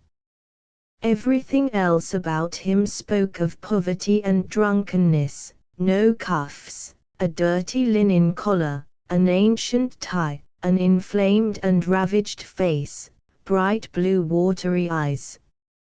His side whiskers, dyed with a bad, brown dye, had an unnatural appearance. He looked tired and contemptuous. The train reached Moscow next day, not at all up to time, it was 7 hours late. The weather was neither one thing nor the other, but better and drier than in Kiev, with something stirring in the air. Casimir Stanislavovich took a cab without bargaining with the driver, and told him to drive straight to the Versailles. "I have known that hotel, my good fellow," he said, suddenly breaking his silence, "since my student days. from the Versailles as soon as his little bag, tied with stout rope, had been taken up to his room, he immediately went out. It was nearly evening, the air was warm, the black trees on the boulevards were turning green, everywhere there were crowds of people, cars, carts. Moscow was trafficking and doing business, was returning to the usual, pressing work, was ending her holiday, and unconsciously welcomed the spring. A man who has lived his life and ruined it feels lonely on a spring evening in a strange, crowded city. Casimir Stanislavovich walked the whole length of the Tverskoy Boulevard. He saw once more the cast-iron figure of the musing Pushkin, the golden and lilac top of the Strasnoy Monastery. For about an hour he sat at the Café Filippov, drank chocolate, and read old comic papers. Then he went to a cinema, whose flaming signs shone from far away down the Tverskaya, through the darkening twilight. From the cinema he drove to a restaurant on the boulevard which he had also known in his student days. He was driven by an old man, bent in a bow, sad, gloomy, deeply absorbed in himself, in his old age, in his dark thoughts. All the way the man painfully and wearily helped on his lazy horse with his whole being, murmuring something to it all the time and occasionally bitterly reproaching it, and at last, when he reached the place, he allowed the load to slip from his shoulders for a moment and gave a deep sigh, as he took the money. "I did not catch the name, and thought you meant Brague," he muttered, turning his horse slowly. He seemed displeased, although the Prague was further away. "I remember the Prague too, old fellow," answered Casimir Stanislavovich. "You must have been driving for a long time in Moscow." "Driving," the old man said, "I have been driving now for 51 years. "That means that you may have driven me before," said Casimir Stanislavovich. "Perhaps I did," answered the old man dryly. "There are lots of people in the world, one can't remember all of you." Of the old restaurant, once known to Casimir Stanislavovich, there remained only the name. Now it was a large, first-class, though vulgar, restaurant. Over the entrance burnt an electric globe which illuminated with its unpleasant, heliotrope light the smart, second-rate cabmen, impudent, and cruel to their lean, short-winded steeds. In the damp hall stood pots of laurels and tropical plants of the kind which one sees carried onto the platforms from weddings to funerals and vice versa. From the porter's lodge several men rushed out together to Casimir Stanislavovich, and all of them had just the same thick curl of hair as the porter at the Versailles. In the large greenish room, decorated in the Rococo style, were a multitude of broad mirrors, and in the corner burnt a crimson icon lamp. The room was still empty, and only a few of the electric lights were on. Casimir Stanislavovich sat for a long time alone, doing nothing. One felt that behind the windows with their white blinds the long, spring evening had not yet grown dark. One heard from the street the thudding of hooves. In the middle of the room there was the monotonous splash-splash of the little fountain in an aquarium round which goldfish, with their scales peeling off, lighted somehow from below, swam through the water. A waiter in white brought the dinner things, bread, and a decanter of cold vodka. Casimir Stanislavovich began drinking the vodka, held it in his mouth before swallowing it, and, having swallowed it, smelled the black bread as though with loathing. With a suddenness which gave even him a start, a gramophone began to roar out through the room, a mixture of Russian songs, now exaggeratedly boisterous and turbulent, now too tender, drawling, sentimental. And Casimir Stanislavovitch's eyes grew red and tears filmed them at that sweet and snuffling drone of the machine. Then a grey-haired, curly, black-eyed Georgian brought him, on a large iron fork, a half-cooked, smelly shashlik, cut off the meat onto the plate with a kind of dissolute smartness, and, with Asiatic simplicity, with his own hand sprinkled it with onions, salt, and rusty barberry powder, while the gramophone roared out in the empty hall a cakewalk, inciting one to jerks and spasms. Then Casimir Stanislavovich was served with cheese, fruit, red wine, coffee, mineral water, liqueurs. The gramophone had long ago grown silent. Instead of it there had been playing on the platform an orchestra of German women dressed in white. The lighted hall, continually filling up with people, grew hot, became dim with tobacco smoke and heavily saturated with the smell of food. Waiters rushed about in a whirl. Drunken people ordered cigars which immediately made them sick.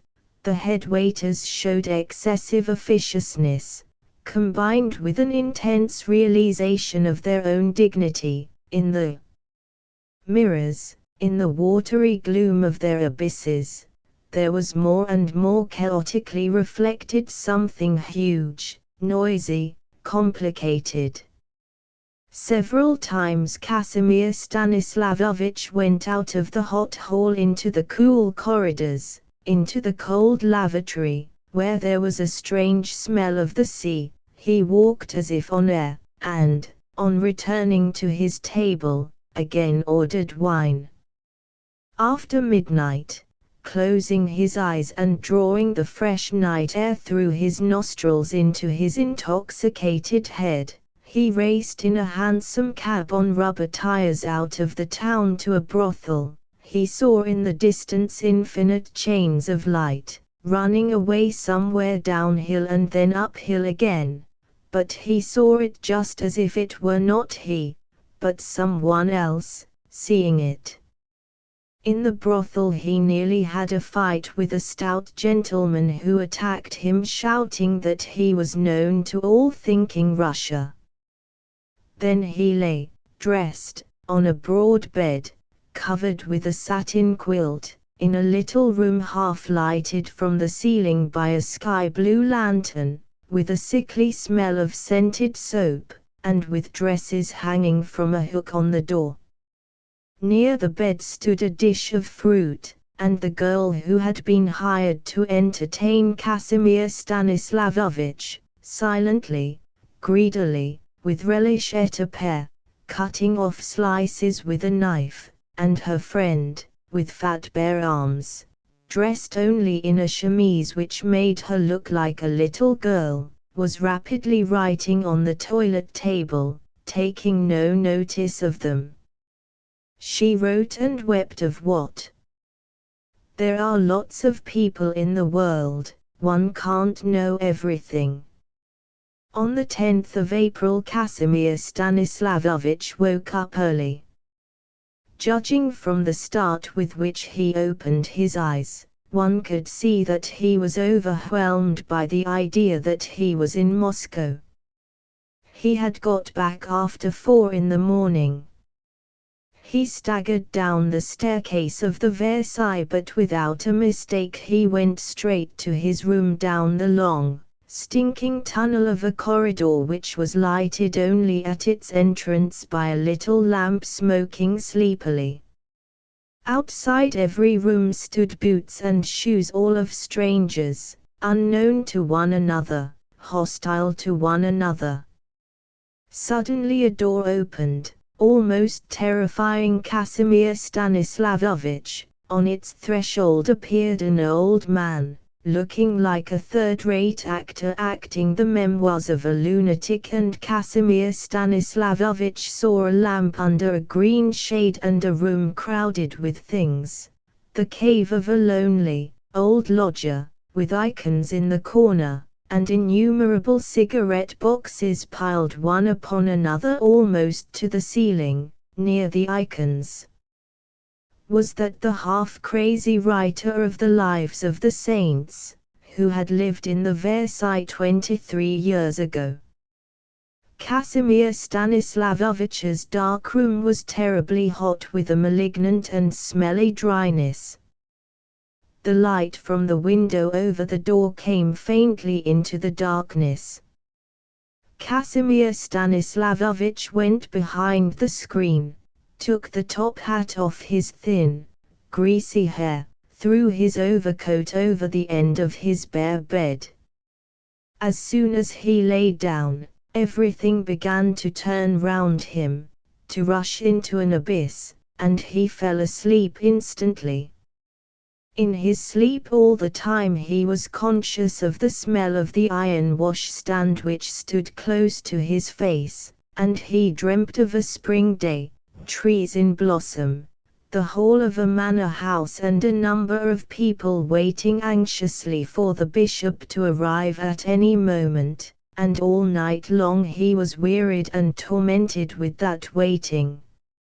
Now in the corridors of the Versailles people ran, called to one another. Behind the screen, through the double, dusty window panes, the sun shone. It was almost hot. Casimir Stanislavovich took off his jacket, rang the bell, and began to wash. There came in a quick-eyed boy, the page boy, with fox-colored hair on his head, in a frock coat and pink shirt. A loaf, samovar, and lemon, Casimir Stanislavovich said without looking at him. And tea and sugar, the boy asked with Moscow sharpness. And a minute later he rushed in with a boiling samovar in his hand, held out level with his shoulders. On the round table in front of the sofa he quickly put a tray with a glass and a battered brass slop basin, and thumped the samovar down on the tray. Casimir Stanislavovich, while the tea was drawing, mechanically opened the Moscow Daily, which the page boy had brought in with the samovar. His eye fell on a report that yesterday an unknown man had been picked up unconscious. The victim was taken to the hospital, he read, and threw the paper away. He felt very bad and unsteady. He got up and opened the window. It faced the yard, and a breath of freshness and of the city came to him. There came to him the melodious shouts of hawkers, the bells of horse trams humming behind the house opposite, the blended rap-tap of the cars, the musical drone of church bells. The city had long since started its huge, noisy life in that bright, jolly, almost spring day. Casimir Stanislavovich squeezed the lemon into a glass of tea and greedily drank the sour, muddy liquid. Then he again went behind the screen. The Versailles was quiet. It was pleasant and peaceful. His eye wandered leisurely over the hotel notice on the wall. A stay of 3 hours is reckoned as a full day. A mouse scuttled in the chest of drawers, rolling about a piece of sugar left there by some visitor. Thus half asleep Casimir Stanislavovich lay for a long time behind the screen, until the sun had gone from the room and another freshness was wafted in from the window, the freshness of evening. Then he carefully got himself in order. He undid his bag, changed his underclothing, took out a cheap, but clean handkerchief, brushed his shiny frock coat, top hat, and overcoat, took out of its torn pocket a crumpled Kiev newspaper of the 15th of January, and threw it away into the corner. Having dressed and combed his whiskers with a dyeing comb, he counted his money. There remained in his purse 4 rubles, 70 kopecks, and went out. Exactly at 6 o'clock he was outside a low, ancient, little church in the Molchanovka. Behind the church fence a spreading tree was just breaking into green. Children were playing there. The black stocking of one thin little girl, jumping over a rope, was continually coming down, and he sat there on a bench among perambulators with sleeping babies and nurses in Russian costumes. Sparrows prattled over all the tree. The air was soft, all but summer. Even the dust smelt of summer. The sky above the sunset behind the houses melted into a gentle gold, and one felt that once more there was somewhere in the world joy, youth, happiness. In the church the chandeliers were already burning, and there stood the pulpit, and in front of the pulpit was spread a little carpet. Casimir Stanislavovich cautiously took off his top hat, trying not to untidy his hair, and entered the church nervously. He went into a corner, but a corner from which he could see the couple to be married. He looked at the painted vault, raised his eyes to the cupola, and his every movement and every gasp echoed loudly through the silence. The church shone with gold, the candles sputtered expectantly. And now the priests and choir began to enter, crossing themselves with the carelessness which comes of habit. Then old women, children, smart wedding guests, and worried stewards. A noise was heard in the porch, the crunching wheels of the carriage, and everyone turned their heads towards the entrance, and the hymn burst out, "Come, my dove." Casimir Stanislavovich became deadly pale, as his heart beat, and unconsciously he took a step forward. And close by him there passed her veil touching him, and a breath of lily of the valley. She who did not know even of his existence in the world, she passed, bending her charming head, all flowers and transparent gauze, all snow white and innocent, happy and timid, like a princess going to her first communion. Casimir Stanislavovich hardly saw the bridegroom who came to meet her, a rather small, broad-shouldered man with yellow, close-cropped hair. During the whole ceremony only one thing was before his eyes: the bent head, in the flowers and the veil, and the little hand trembling as it held a burning candle tied with a white ribbon in a bow. About 10 o'clock he was back again in the hotel. All his overcoat smelt of the spring air. After coming out of the church, he had seen, near the porch, the car lined with white satin, and its window reflecting the sunset, and behind the window there flashed on him for the last time the face of her who was being carried away from him forever.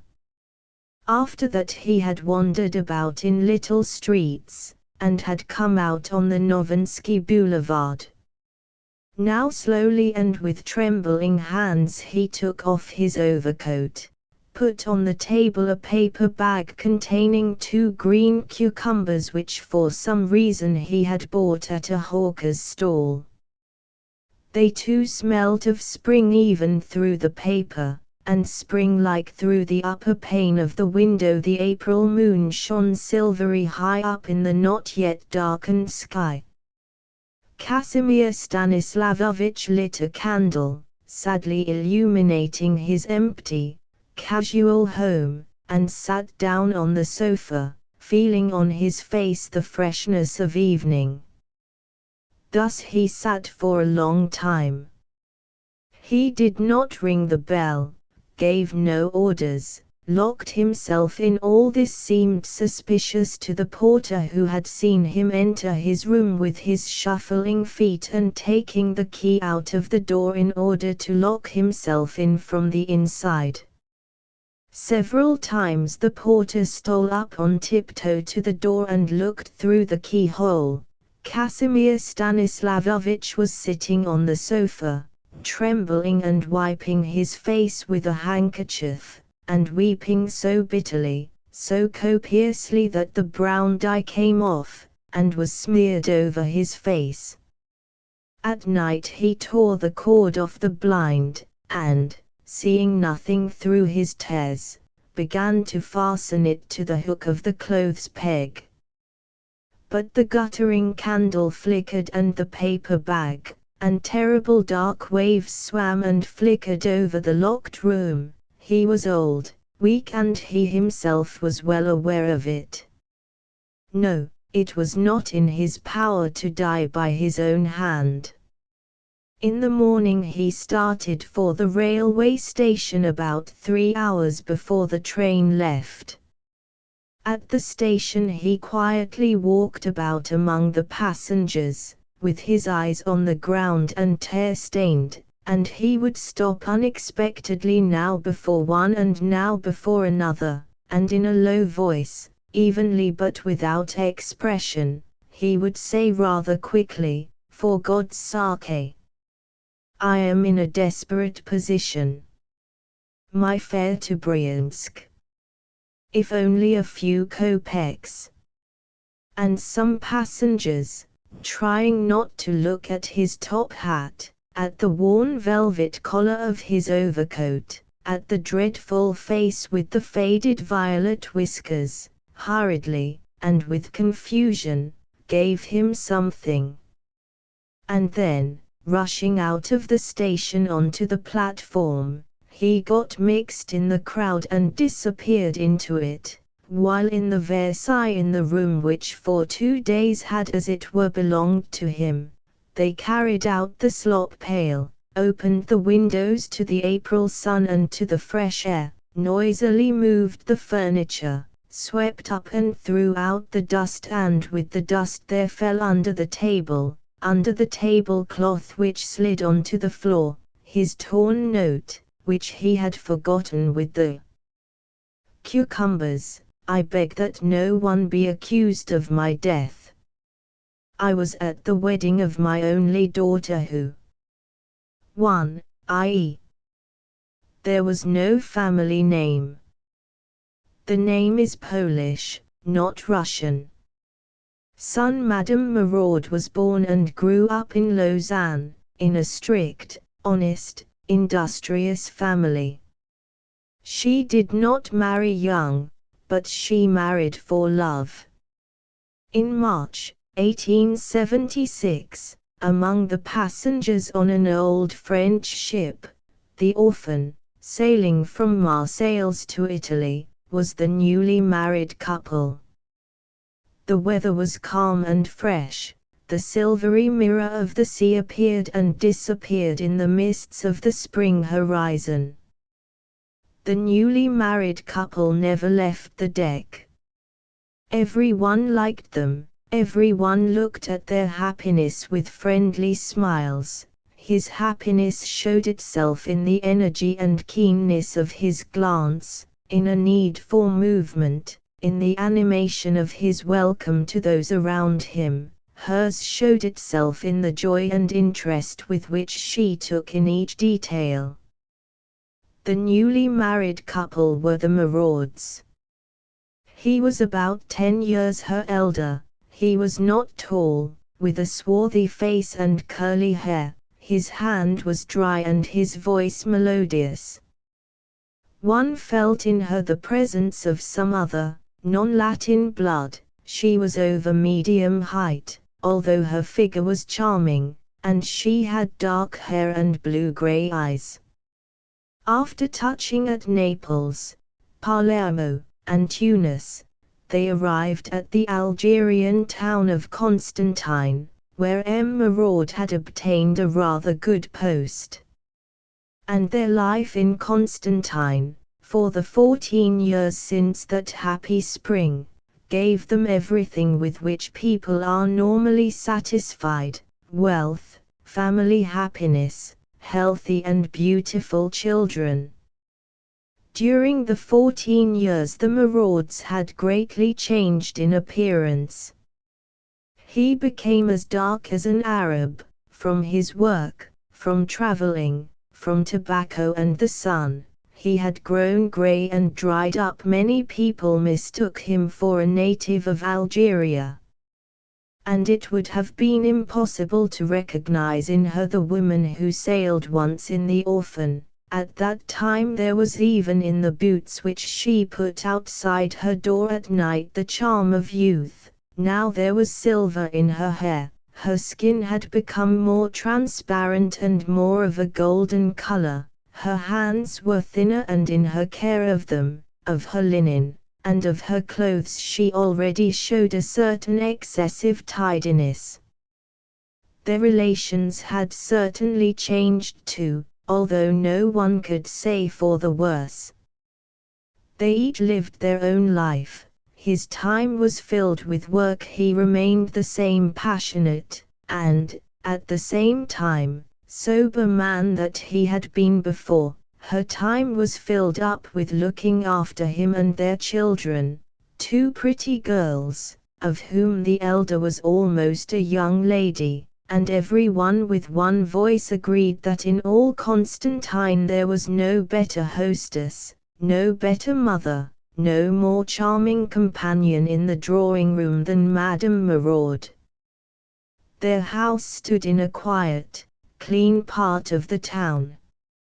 From the front rooms on the 2nd floor, which were always half dark with the blinds drawn down, one saw Constantine, known the world over for its picturesqueness.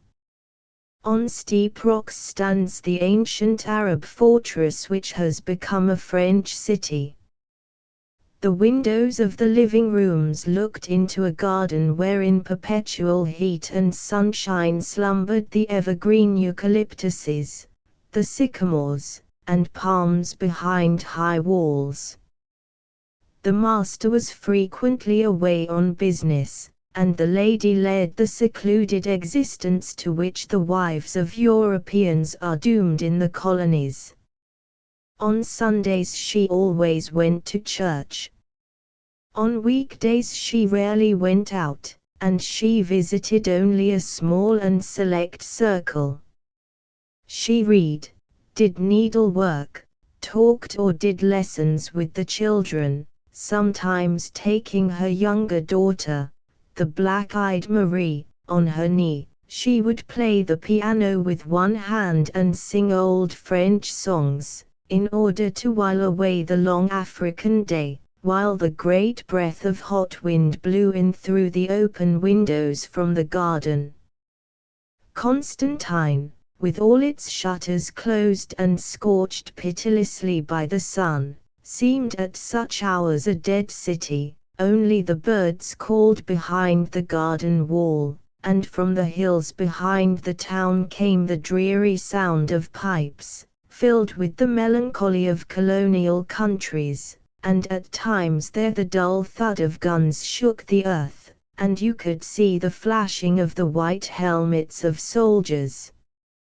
The days in Constantine passed monotonously, but no one noticed that Madame Maraud minded that.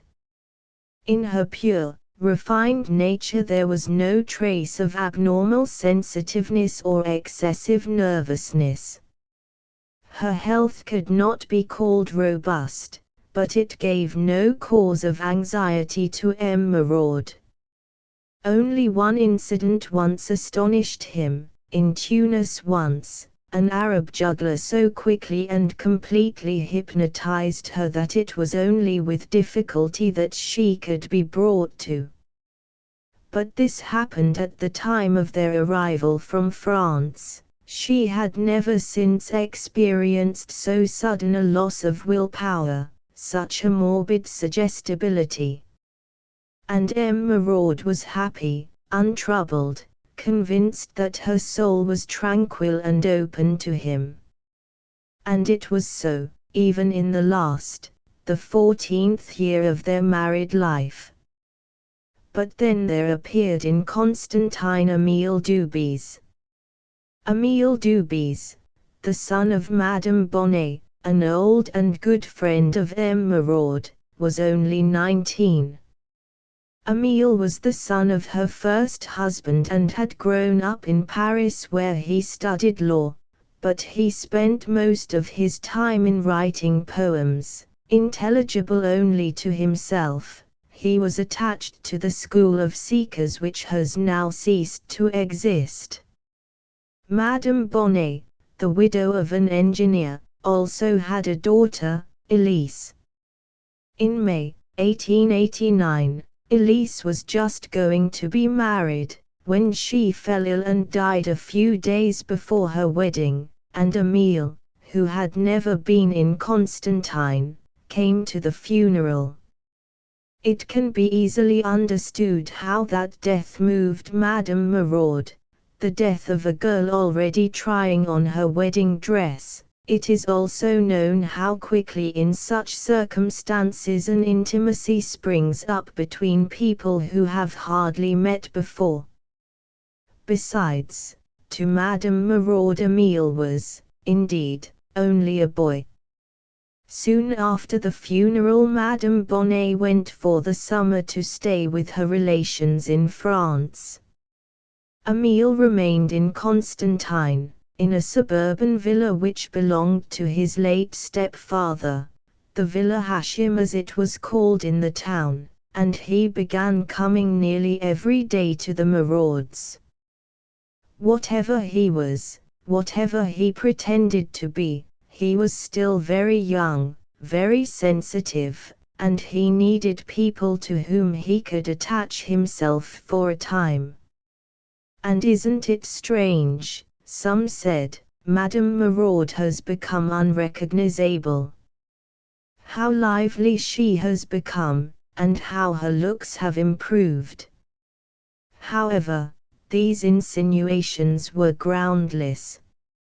At first there was only this, that her life had become a little bit jollier, and her girls too had become more playful and coquettish, since Émile, every now and then forgetting his sorrow and the poison with which, as he thought, the fin de siècle had infected him, would for hours at a time play with Marie and Louise as if he were their age.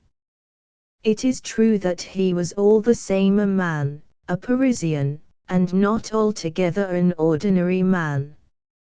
He had already taken part in that life, inaccessible to ordinary mortals, which Parisian writers live. He often read aloud, with a hypnotic expressiveness, strange but sonorous poems, and, perhaps it was entirely owing to him that Madame Maraude's walk had become lighter and quicker, her dress at home imperceptibly smarter, the tones of her voice more tender and playful. Perhaps, too, there was in her soul a drop of purely feminine pleasure that here was a man to whom she could give her small commands, with whom she could talk, half seriously and half jokingly as a mentor, with that freedom which their difference in age so naturally allowed a man who was so devoted to her whole household, in which, however, the first person this, of course, very soon became clear was for him, nevertheless, she herself. But how common all that is! And the chief thing was that often what she really felt for him was only pity. He honestly thought himself a born poet, and he wished outwardly too to look like a poet. His long hair was brushed back with artistic modesty, his hair was fine, brown, and suited his pale face just as did his black clothes, but the pallor was too bloodless, with a yellow tinge in it. His eyes were always shining, but the tired look in his face made them seem feverish, and so flat and narrow was his chest, so thin his legs and hands, that one felt a little uncomfortable when one saw him get very excited and run in the street or garden, with his body pushed forward a little, as though he were gliding, in order to hide his defect, that he had one leg shorter than the other. In company he was apt to be unpleasant, haughty, trying to appear mysterious, negligent, at times elegantly dashing, at times contemptuously absent-minded, in everything independent, but too often he could not carry it through to the end. He became confused and began to talk hurriedly with naive frankness. And, of course, he was not very long able to hide his feelings, to maintain the pose of not believing in love or in happiness on earth. He had already begun to bore his host by his visits. Every day he would bring from his villa bouquets of the rarest flowers, and he would sit from morn to night reading poems which were more and more unintelligible. The children often heard him beseeching someone that they should die together while he spent his nights in the native quarter, in dens where Arabs, wrapped in dirty white robes, greedily watched the dons de venter, and drank fiery liquors. In a word, it took less than 6 weeks for his passion to change into God knows what. His nerves gave way completely. Once he sat for nearly the whole day in silence, then he got up, bowed, took his hat and went out, and half an hour later he was carried in from the street in a terrible state. He was in hysterics and he wept so passionately that he terrified the children and servants. But Madame Maraud, it seemed, did not attach any particular importance to this delirium.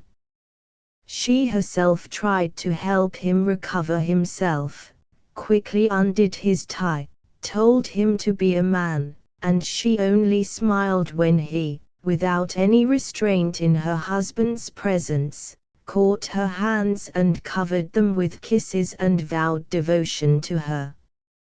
But an end had to be put to all this.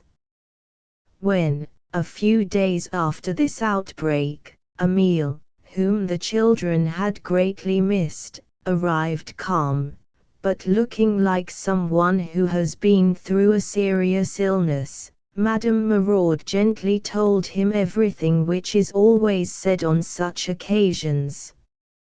"My friend, you are like a son to me," she said to him, for the first time uttering the word son, and, indeed, almost feeling a maternal affection. "Don't put me in a ridiculous and painful position." "But I swear to you, you are mistaken," he exclaimed, with passionate sincerity. "I am only devoted to you. I only want to see you, nothing else."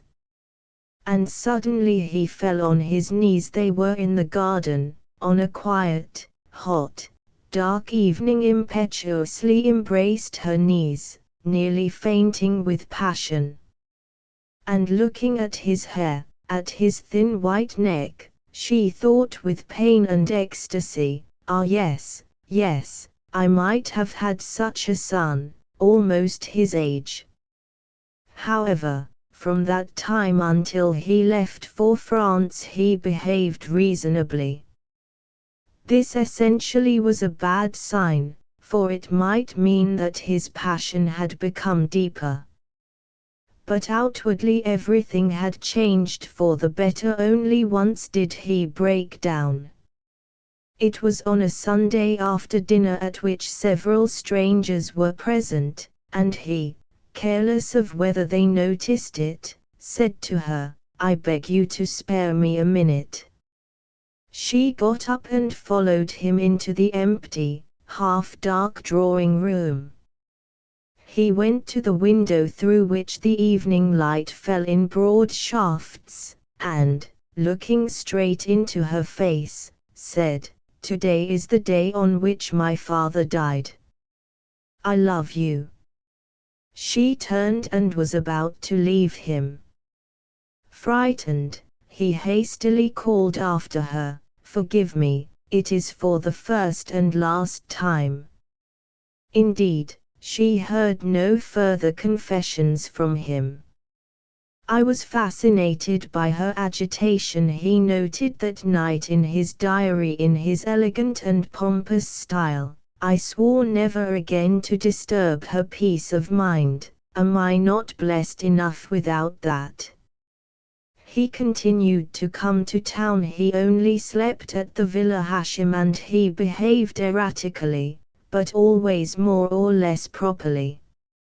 At times he was, as before, unnaturally playful and naive, running about with the children in the garden, but more often he sat with her and sipped of her presents, read newspapers and novels to her, and was happy in her listening to him.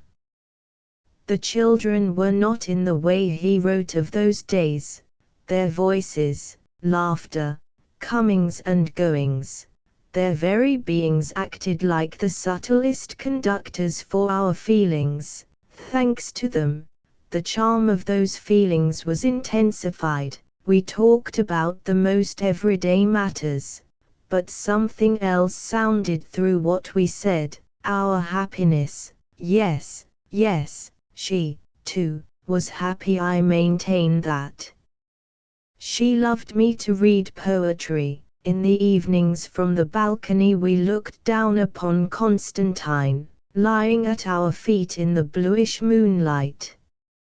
At last, in August, Madame Maraud insisted that he should go away, return to his work, and during his journey he wrote, "I'm going away. I am going away, poisoned by the bitter sweet of parting." She gave me a remembrance, a velvet ribbon which she wore round her neck as a young girl. At the last moment she blessed me, and I saw tears shine in her eyes, when she said, "Goodbye, my dear son." Was he right in thinking that Madame Maraud was also happy in August? No one knows. But that his leaving was painful to her, there is no doubt of that. That word son, which had often troubled her before, now had a sound for her which she could not bear to hear. Formerly, when friends met her on the way to church, and said to her jokingly, "What have you to pray for, Madame Maraud? You are already without sin and without troubles," she more than once answered with a sad smile, "I complain to God that He has not given me a son." Now the thought of a son never left her, the thought of the happiness that he would constantly give her by his mere existence in the world. And once, soon after Emil's departure, she said to her husband, "Now I understand it all.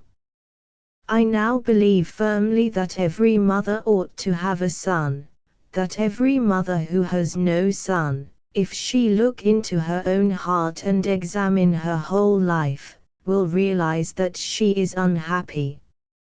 You are a man and cannot feel that, but it is so. Oh, how tenderly, passionately a woman can love a son." She was very affectionate to her husband during that autumn. It would happen sometimes that, sitting alone with him, she would suddenly say bashfully, "Listen, Hector. I am ashamed to mention it again to you, but still, do you ever think of March, '76? Ah, if we had had a son." All this troubled me a good deal, Maraud said later, and it troubled me the more because she began to get thin and out of health. She grew feeble, became more and more silent and gentle. She went out to our friends more and more rarely, she avoided going to town unless compelled. I have no doubt that some terrible, incomprehensible disease had been gradually getting hold of her, body and soul. And the governess added that autumn, Madame Maraud, if she went out, invariably put on a thick white veil, which she had never done before, and that, on coming home, she would immediately take it off in front of the glass and would carefully examine her tired face. It is unnecessary to explain what had been going on in her soul during that period. But did she desire to see Emile? Did he write to her and did she answer him? He produced before the court 2 telegrams which he alleged she sent him in reply to letters of his. One was dated the 10th of November, "You are driving me mad. Be calm. Send me a message immediately." The other of the 23rd of December, "No, no, don't come, I implore you. Think of me, love me as a mother."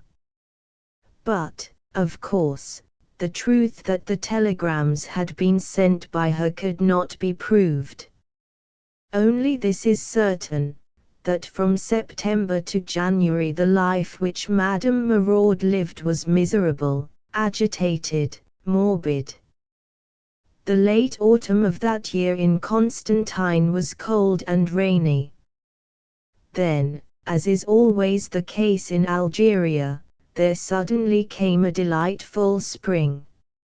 And a liveliness began again to return to Madame Maraud, that happy, subtle intoxication which people who have already lived through their youth feel at the blossoming of spring.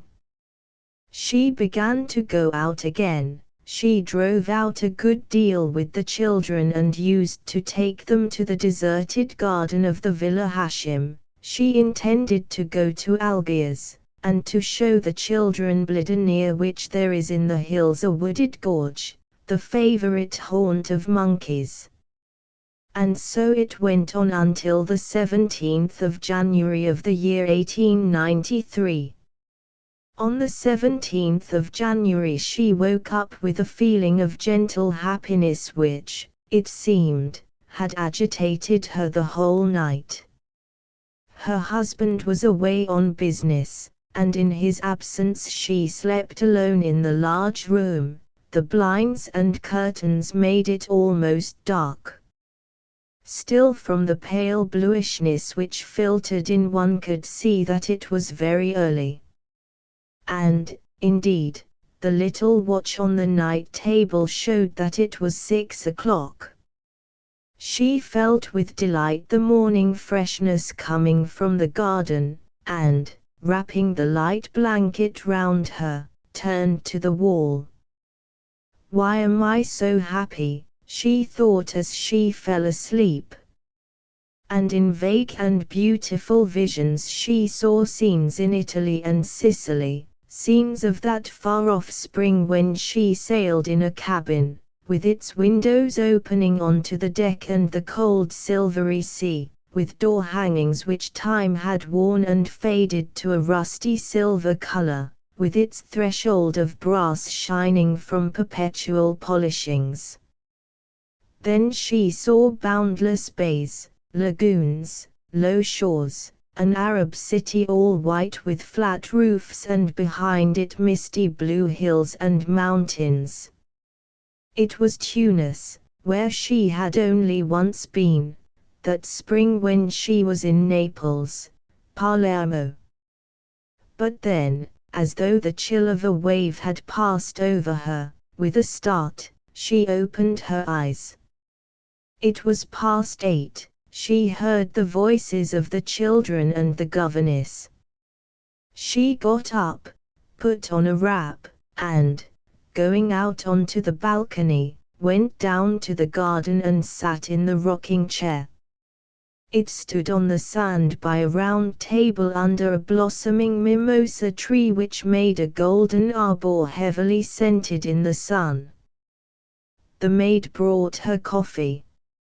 She again began to think of Tunis, and she remembered the strange thing which had happened to her there, the sweet terror and happy silence of the moment before death which she had experienced in that pale blue city in a warm pink twilight, half lying in a rocking chair on the hotel roof, faintly seeing the dark face of the Arab hypnotizer and juggler, who squatted in front of her and sent her to sleep by his hardly audible, monotonous melodies and the slow movements of his thin hands.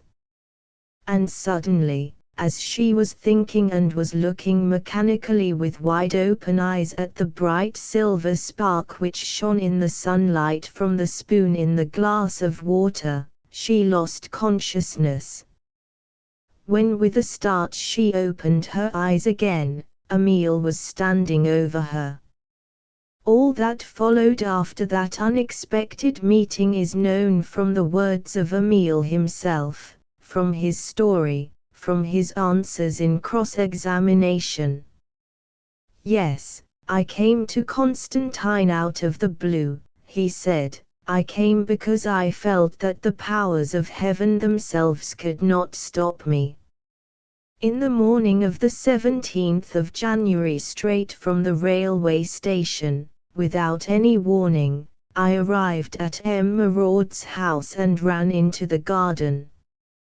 I was overwhelmed by what I saw, but no sooner had I taken a step forward than she woke up.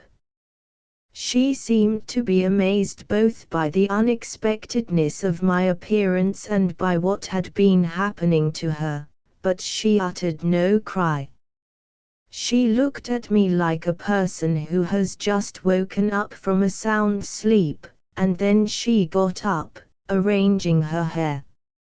'It is just what I anticipated,' she said without expression. 'You did not obey me.'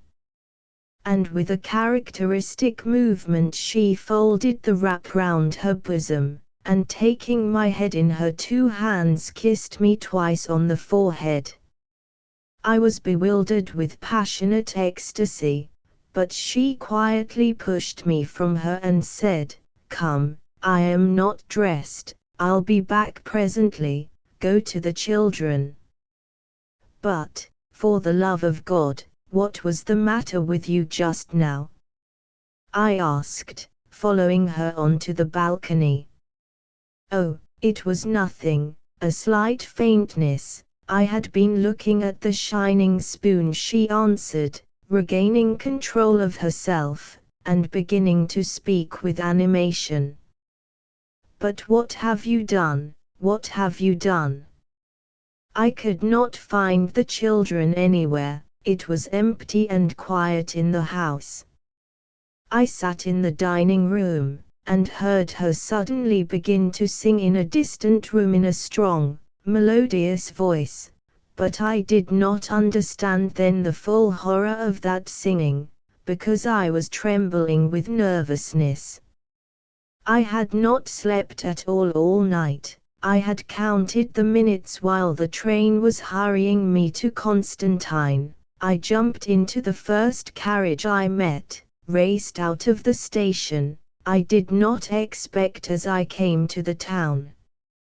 I knew I, too, had a foreboding that my coming would be fatal to us, but still what I saw in the garden, that mystical meeting, and that sudden change in her attitude towards me, I could not expect that.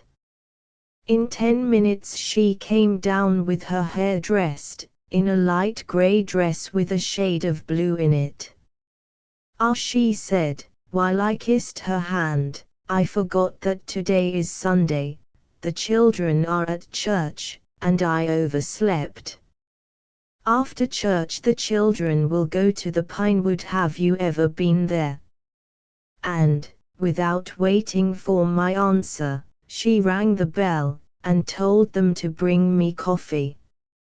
She began to look fixedly at me, and, without listening to my replies, to ask me how I lived, and what I was doing. She began to speak of herself, of how, after 2 or 3 very bad months during which she had become terribly old, those words were uttered with an imperceptible smile. She now felt so well, as young, as never before. I answered, listened, but a great deal I did not understand. Both of us said meaningless things. My hands grew cold at the thought of another terrible and inevitable hour. I do not deny that I felt as though I were struck by lightning when she said I have grown old. I suddenly noticed that she was right, in the thinness of her hands, and faded, though youthful, face, in the dryness of some of the outlines of her figure. I noticed the first signs of that which, painfully and somehow awkwardly but still more painfully, makes one's heart contract at the sight of an aging woman. Oh yes, how quickly and sharply she had changed, I thought. But still she was beautiful. I grew intoxicated looking at her.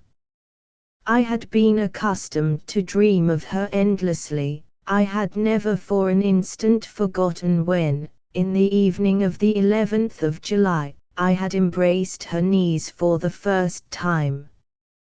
Her hands, too, trembled slightly, as she arranged her hair and spoke and smiled and looked at me, and suddenly you will understand the whole catastrophic power of that woman. Suddenly that smile somehow became distorted, and she said with difficulty, but yet firmly, "You must go home, you must rest after your journey. You are not looking yourself, your eyes are so terribly suffering, your lips so burning that I cannot bear it any longer. Would you like me to come with you, to accompany you?" And, without waiting for my answer, she got up and went to put on her hat and cloak. We drove quickly to the Villa Hashim. I stopped for a moment on the terrace to pick some flowers. She did not wait for me, but opened the door herself. I had no servants, there was only a watchman, but he did not see us. When I came into the hall, hot and dark with its drawn blinds, and gave her the flowers, she kissed them, then, putting one arm round me, she kissed me. Her lips were dry from excitement, but her voice was clear. "But listen, how shall we? Have you got anything?" she asked. At first I did not understand her. I was so overwhelmed by the first kiss, the first endearment, and I murmured, "What do you mean?" She shrank back. "What?" she said, almost sternly. "Did you imagine that we can live after this? Have you anything to kill ourselves with?" I understood, and quickly showed her my revolver, loaded with 5 cartridges, which I always kept on me. She walked away quickly ahead of me from one room to the other. I followed her with that numbness of the senses with which a naked man on a sultry day walks out into the sea. I heard the rustle of her skirts. At last we were there. She threw off her cloak and began to untie the strings of her hat. Her hands were still trembling, and in the half-light I again noticed something pitiful and tired in her face. But she died with firmness. At the last moment she was transformed. She kissed me, and moving her head back so as to see my face, she whispered to me such tender and moving words that I cannot repeat them. I wanted to go out and pick some flowers to strew on the deathbed. She would not let me. She was in a hurry and said, "No, no, you must not. There are flowers here. Here are your flowers," and she kept on repeating, "And see, I beseech you by all that is sacred to you, kill me." "Yes, and then I will kill myself," I said, without for a moment doubting my resolution. "Oh, I believe you, she answered, already apparently half unconscious. A moment before her death she said very quietly and simply, "My God, this is unspeakable." And again, "Where are the flowers you gave me? Kiss me for the last time." She herself put the revolver to her head. I wanted to do it, but she stopped me. "No, that is not right, let me do it.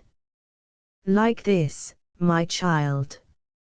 And afterwards make the sign of the cross over me and lay the flowers on my heart." When I fired, she made a slight movement with her lips, and I fired again.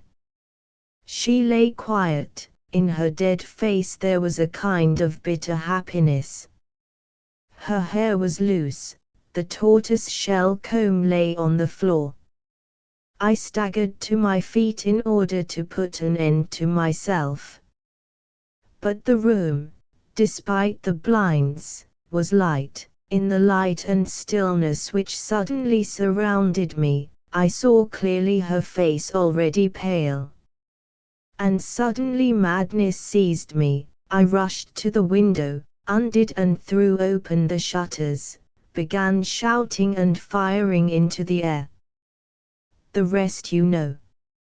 In the spring, 5 years ago, while wandering in Algeria, the writer of these lines visited Constantine. There often comes to him a memory of the cold, rainy, and yet spring evenings which he spent by the fire in the reading room of a certain old and homely French hotel. In the heavy, elaborate bookcase were much read illustrated papers, and in them you could see the faded photographs of Madame Maraud. There were photographs taken of her at different ages, and among them the Lausanne portrait of her as a girl. Her story is told here once more, from a desire to tell it in one's own way. The Hogarth Press, Paradise Road, Richmond, Surrey. Previous publications: Clive Bell Poems. 2s. 16 et. T.S. Eliot Poems. Out of print.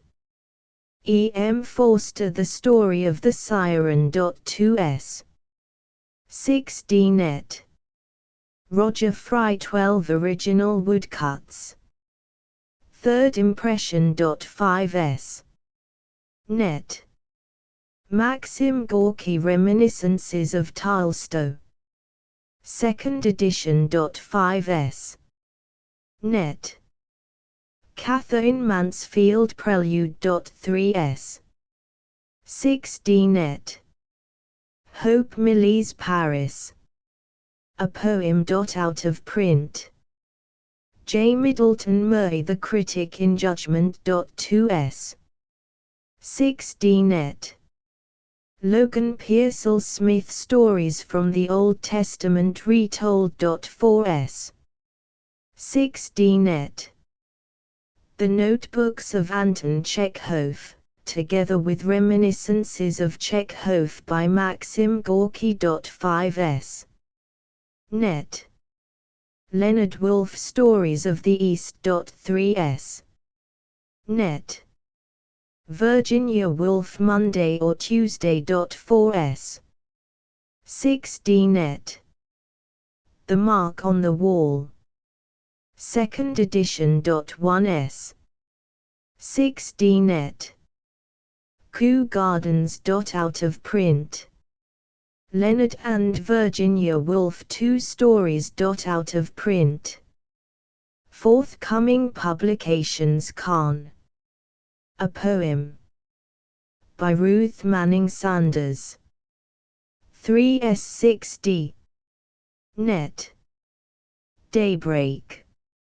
A Book of Poems. By Fredegond Shove. 3s. 6d. Net. The Gentleman from San Francisco and Other Stories. By Bunin. Translated from the Russian by S.S. Kotliansky and Leonard Woolf. ****** End of the Project Gutenberg ebook The Gentleman from San Francisco, and Other Stories ******. Updated editions will replace the previous one, the old editions will be renamed. Creating the works from print editions not protected by U.S. copyright law means that no one owns a United States copyright in these works, so the Foundation, and you, can copy and distribute it in the United States without permission and without paying copyright royalties. Special rules, set forth in the general terms of use part of this license, apply to copying and distributing Project Gutenberg trademark symbol electronic works to protect the Project Gutenberg trademark symbol concept and trademark. Project Gutenberg is a registered trademark, and may not be used if you charge for an ebook, except by following the terms of the trademark license, including paying royalties for use of the Project Gutenberg trademark. If you do not charge anything for copies of this ebook, complying with the trademark license is very easy. You may use this ebook for nearly any purpose such as creation of derivative works, reports, performances and research. Project Gutenberg ebooks may be modified and printed and given away. You may do practically anything in the United States with ebooks not protected by U.S. copyright law. Redistribution is subject to the trademark license, especially commercial redistribution. Start. Full license. The full Project Gutenberg license. Please read this before you distribute or use this work to protect the Project Gutenberg trademark symbol mission of promoting the free distribution of electronic works, by using or distributing this work, or any other work associated in any way with the phrase Project Gutenberg. You agree to comply with all the terms of the full Project Gutenberg trademark symbol license available with this file or online at www.gutenberg.org/license. Section 1. General Terms of Use and Redistributing Project Gutenberg Trademark Symbol Electronic Works 1.0. By reading or using any part of this Project Gutenberg trademark symbol electronic work, you indicate that you have read, understand, agree to and accept all the terms of this license and intellectual property, trademark/copyright, agreement. If you do not agree to abide by all the terms of this agreement, You must cease using and return or destroy all copies of Project Gutenberg trademark symbol electronic works in your possession. If you paid a fee for obtaining a copy of or access to a Project Gutenberg trademark symbol electronic work and you do not agree to be bound by the terms of this agreement, you may obtain a refund from the person or entity to whom you paid the fee as set forth in paragraph 1.e.8. 1.b Project Gutenberg is a registered trademark. It may only be used on or associated in any way with an electronic work by people who agree to be bound by the terms of this agreement. There are a few things that you can do with most Project Gutenberg trademark symbol electronic works even without complying with the full terms of this agreement. See paragraph 1.c below. There are a lot of things you can do with Project Gutenberg trademark symbol electronic works if you follow the terms of this agreement and help preserve free future access to Project Gutenberg trademark symbol electronic works. See paragraph 1.e below. 1.c. The Project Gutenberg Literary Archive Foundation, the Foundation or PGLAF, owns a compilation copyright in the collection of Project Gutenberg trademark symbol electronic works. Nearly all the individual works in the collection are in the public domain in the United States. If an individual work is unprotected by copyright law in the United States and you are located in the United States, we do not claim a right to prevent you from copying, distributing, performing, displaying or creating derivative works based on the work as long as all references to Project Gutenberg are removed.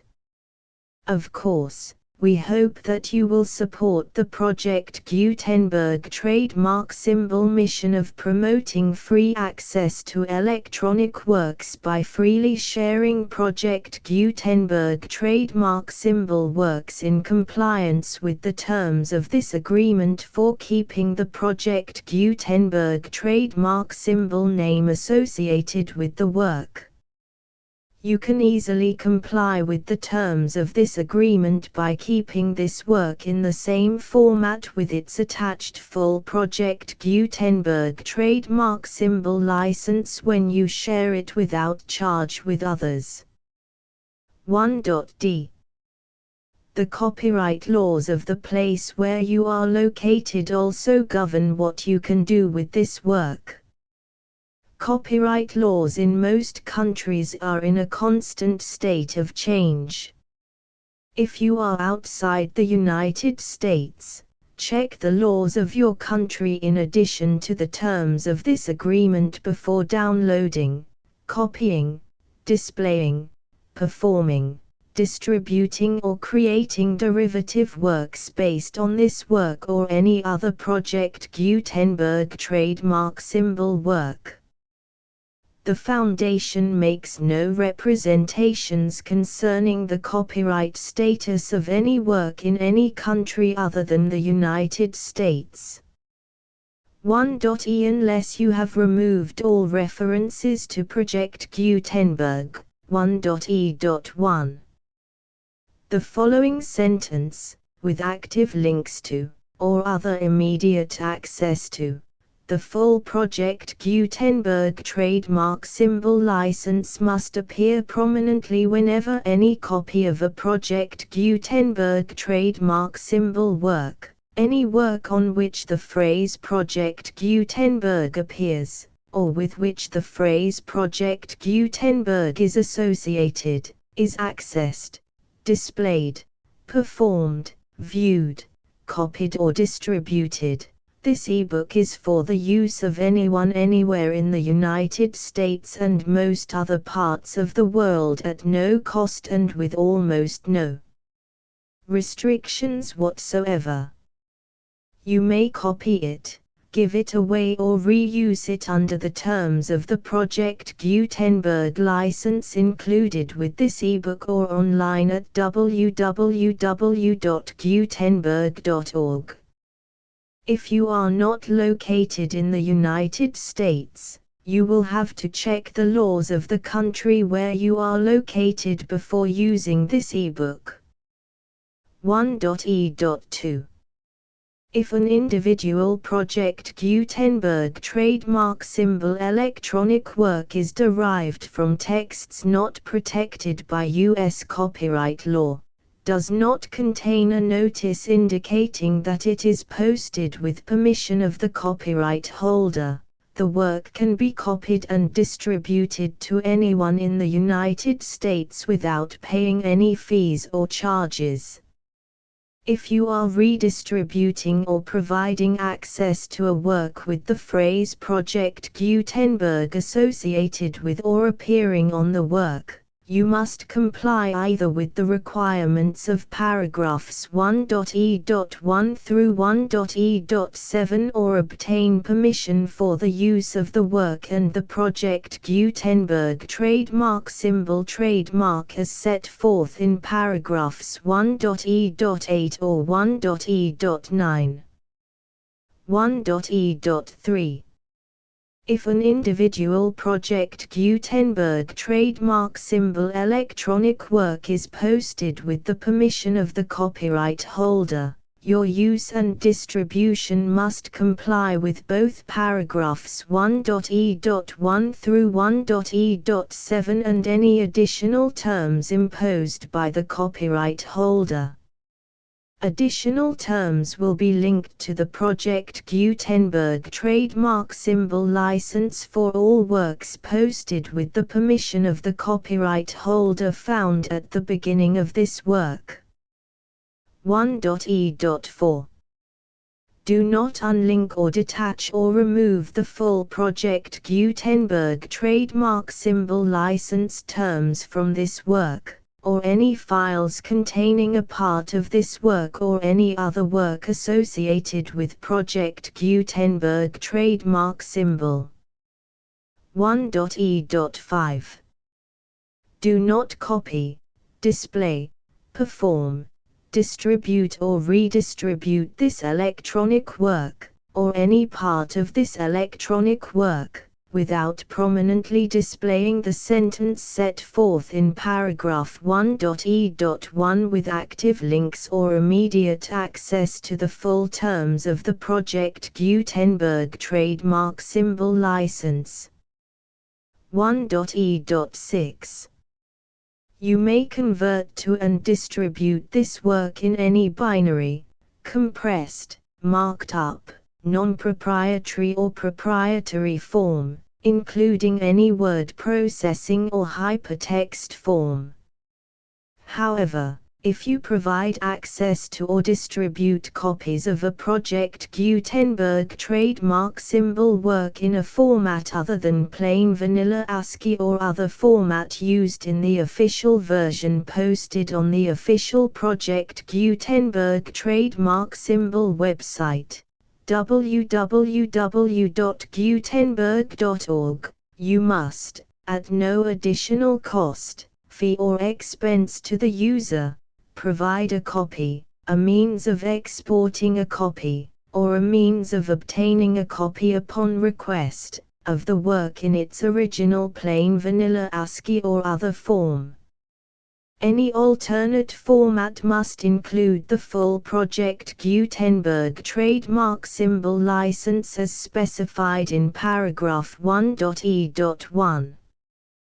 1.e.7 Do not charge a fee for access to, viewing, displaying, performing, copying or distributing any Project Gutenberg trademark symbol works unless you comply with paragraph 1.e.8 or 1.e.9. 1.e.8 You may charge a reasonable fee for copies of or providing access to or distributing Project Gutenberg trademark symbol electronic works, provided that you pay a royalty fee of 20% of the gross profits you derive from the use of Project Gutenberg trademark symbol works calculated using the method you already use to calculate your applicable taxes. The fee is owed to the owner of the Project Gutenberg trademark symbol trademark, but he has agreed to donate royalties under this paragraph to the Project Gutenberg Literary Archive Foundation. Royalty payments must be paid within 60 days following each date on which you prepare, or are legally required to prepare, your periodic tax returns.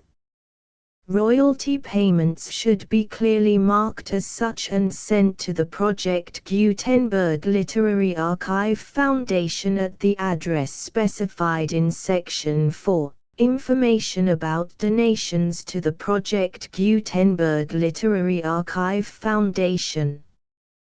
You provide a full refund of any money paid by a user who notifies you in writing, or by email, within 30 days of receipt that he does not agree to the terms of the full Project Gutenberg trademark symbol license. You must require such a user to return or destroy all copies of the works possessed in a physical medium and discontinue all use of and all access to other copies of Project Gutenberg trademark symbol works. You provide, in accordance with paragraph 1.f.3, a full refund of any money paid for a work or a replacement copy, if a defect in the electronic work is discovered and reported to you within 90 days of receipt of the work. You comply with all other terms of this agreement for free distribution of Project Gutenberg trademark symbol works. 1.e.9. If you wish to charge a fee or distribute a Project Gutenberg trademark symbol electronic work or group of works on different terms than are set forth in this agreement, you must obtain permission in writing from the Project Gutenberg Literary Archive Foundation, the manager of the Project Gutenberg trademark symbol trademark. Contact the Foundation as set forth in Section 3 below. 1.f1.f.1. Project Gutenberg volunteers and employees expend considerable effort to identify, do copyright research on, transcribe and proofread works not protected by U.S. copyright law in creating the Project Gutenberg trademark symbol collection. Despite these efforts, Project Gutenberg trademark symbol electronic works, and the medium on which they may be stored, may contain defects such as, but not limited to, incomplete, inaccurate or corrupt data, transcription errors, a copyright or other intellectual property infringement, a defective or damaged disk or other medium, a computer virus, or computer codes that damage or cannot be read by your equipment. 1.f.2. Limited warranty, disclaimer of damages, except for the right of replacement or refund described in paragraph 1.f.3, the Project Gutenberg Literary Archive Foundation, the owner of the Project Gutenberg trademark symbol trademark, and any other party distributing a Project Gutenberg trademark symbol electronic work under this agreement, disclaim all liability to you for damages, costs and expenses, including legal fees. You agree that you have no remedies for negligence, strict liability, breach of warranty or breach of contract except those provided in paragraph 1.f.3. You agree that the foundation, the trademark owner, and any distributor under this agreement will not be liable to you for actual, direct, indirect, consequential, punitive or incidental damages even if you give notice of the possibility of such damage. 1.f.3.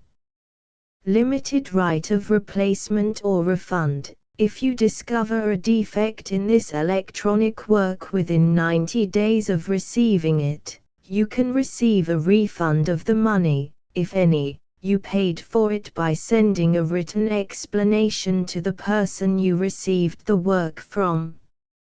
If you received the work on a physical medium, you must return the medium with your written explanation.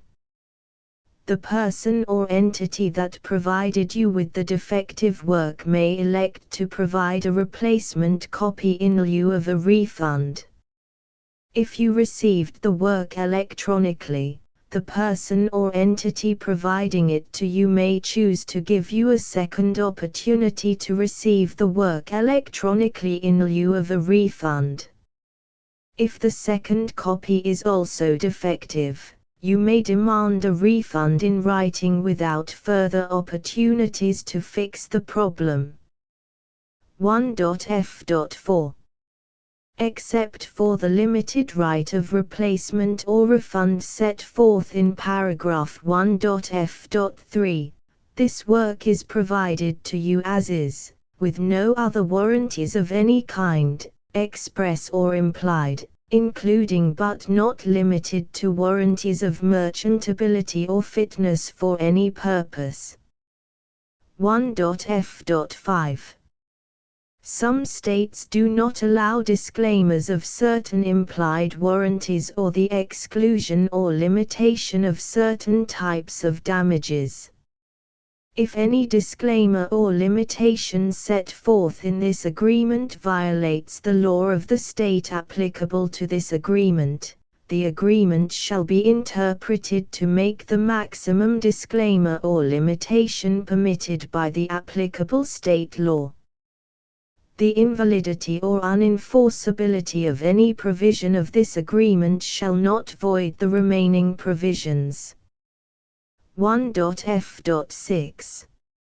Indemnity. You agree to indemnify and hold the foundation, the trademark owner, any agent or employee of the foundation, anyone providing copies of Project Gutenberg trademark symbol electronic works in accordance with this agreement, and any volunteers associated with the production, promotion and distribution of Project Gutenberg trademark symbol electronic works, harmless from all liability, costs and expenses, including legal fees, that arise directly or indirectly from any of the following which you do or cause to occur. A. Distribution of this or any Project Gutenberg trademark symbol work. B. Alteration, modification, or additions or deletions to any Project Gutenberg trademark symbol work, and C. Any defect you cause. Section 2. Information about the mission of Project Gutenberg trademark symbol. Project Gutenberg trademark symbol is synonymous with the free distribution of electronic works in formats readable by the widest variety of computers, including obsolete, old, middle-aged and new computers. It exists because of the efforts of hundreds of volunteers and donations from people in all walks of life. Volunteers and financial support to provide volunteers with the assistance they need are critical to reaching Project Gutenberg trademark symbol's goals and ensuring that the Project Gutenberg trademark symbol collection will remain freely available for generations to come.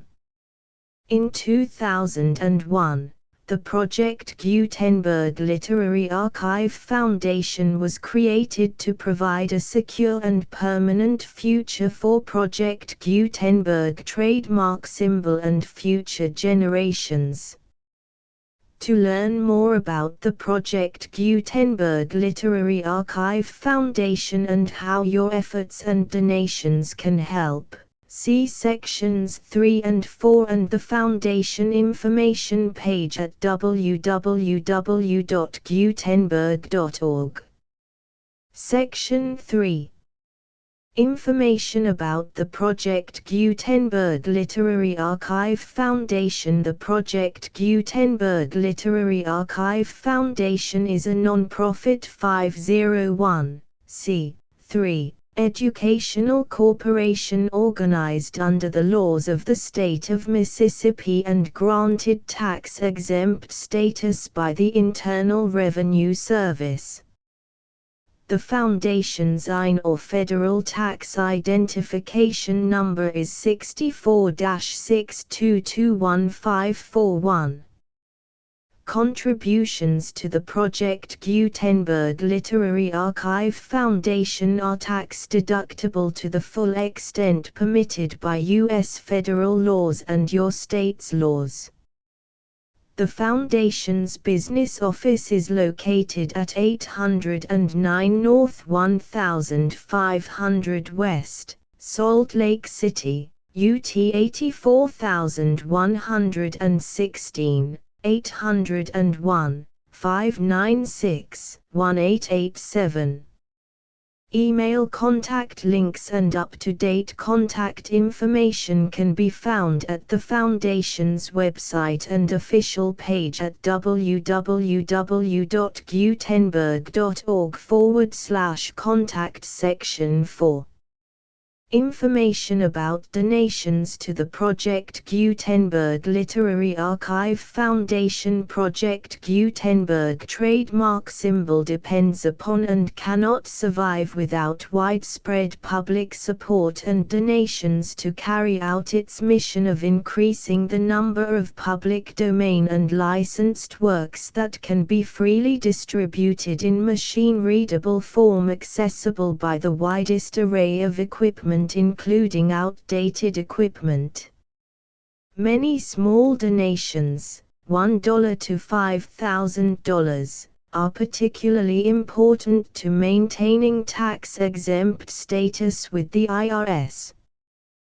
The Foundation is committed to complying with the laws regulating charities and charitable donations in all 50 states of the United States. Compliance requirements are not uniform and it takes a considerable effort, much paperwork and many fees to meet and keep up with these requirements. We do not solicit donations in locations where we have not received written confirmation of compliance. To send donations or determine the status of compliance for any particular state, visit www.gutenberg.org/donate. While we cannot and do not solicit contributions from states where we have not met the solicitation requirements, we know of no prohibition against accepting unsolicited donations from donors in such states who approach us with offers to donate. International donations are gratefully accepted, but we cannot make any statements concerning tax treatment of donations received from outside the United States. U.S. laws alone swamp our small staff. Please check the Project Gutenberg web pages for current donation methods and addresses.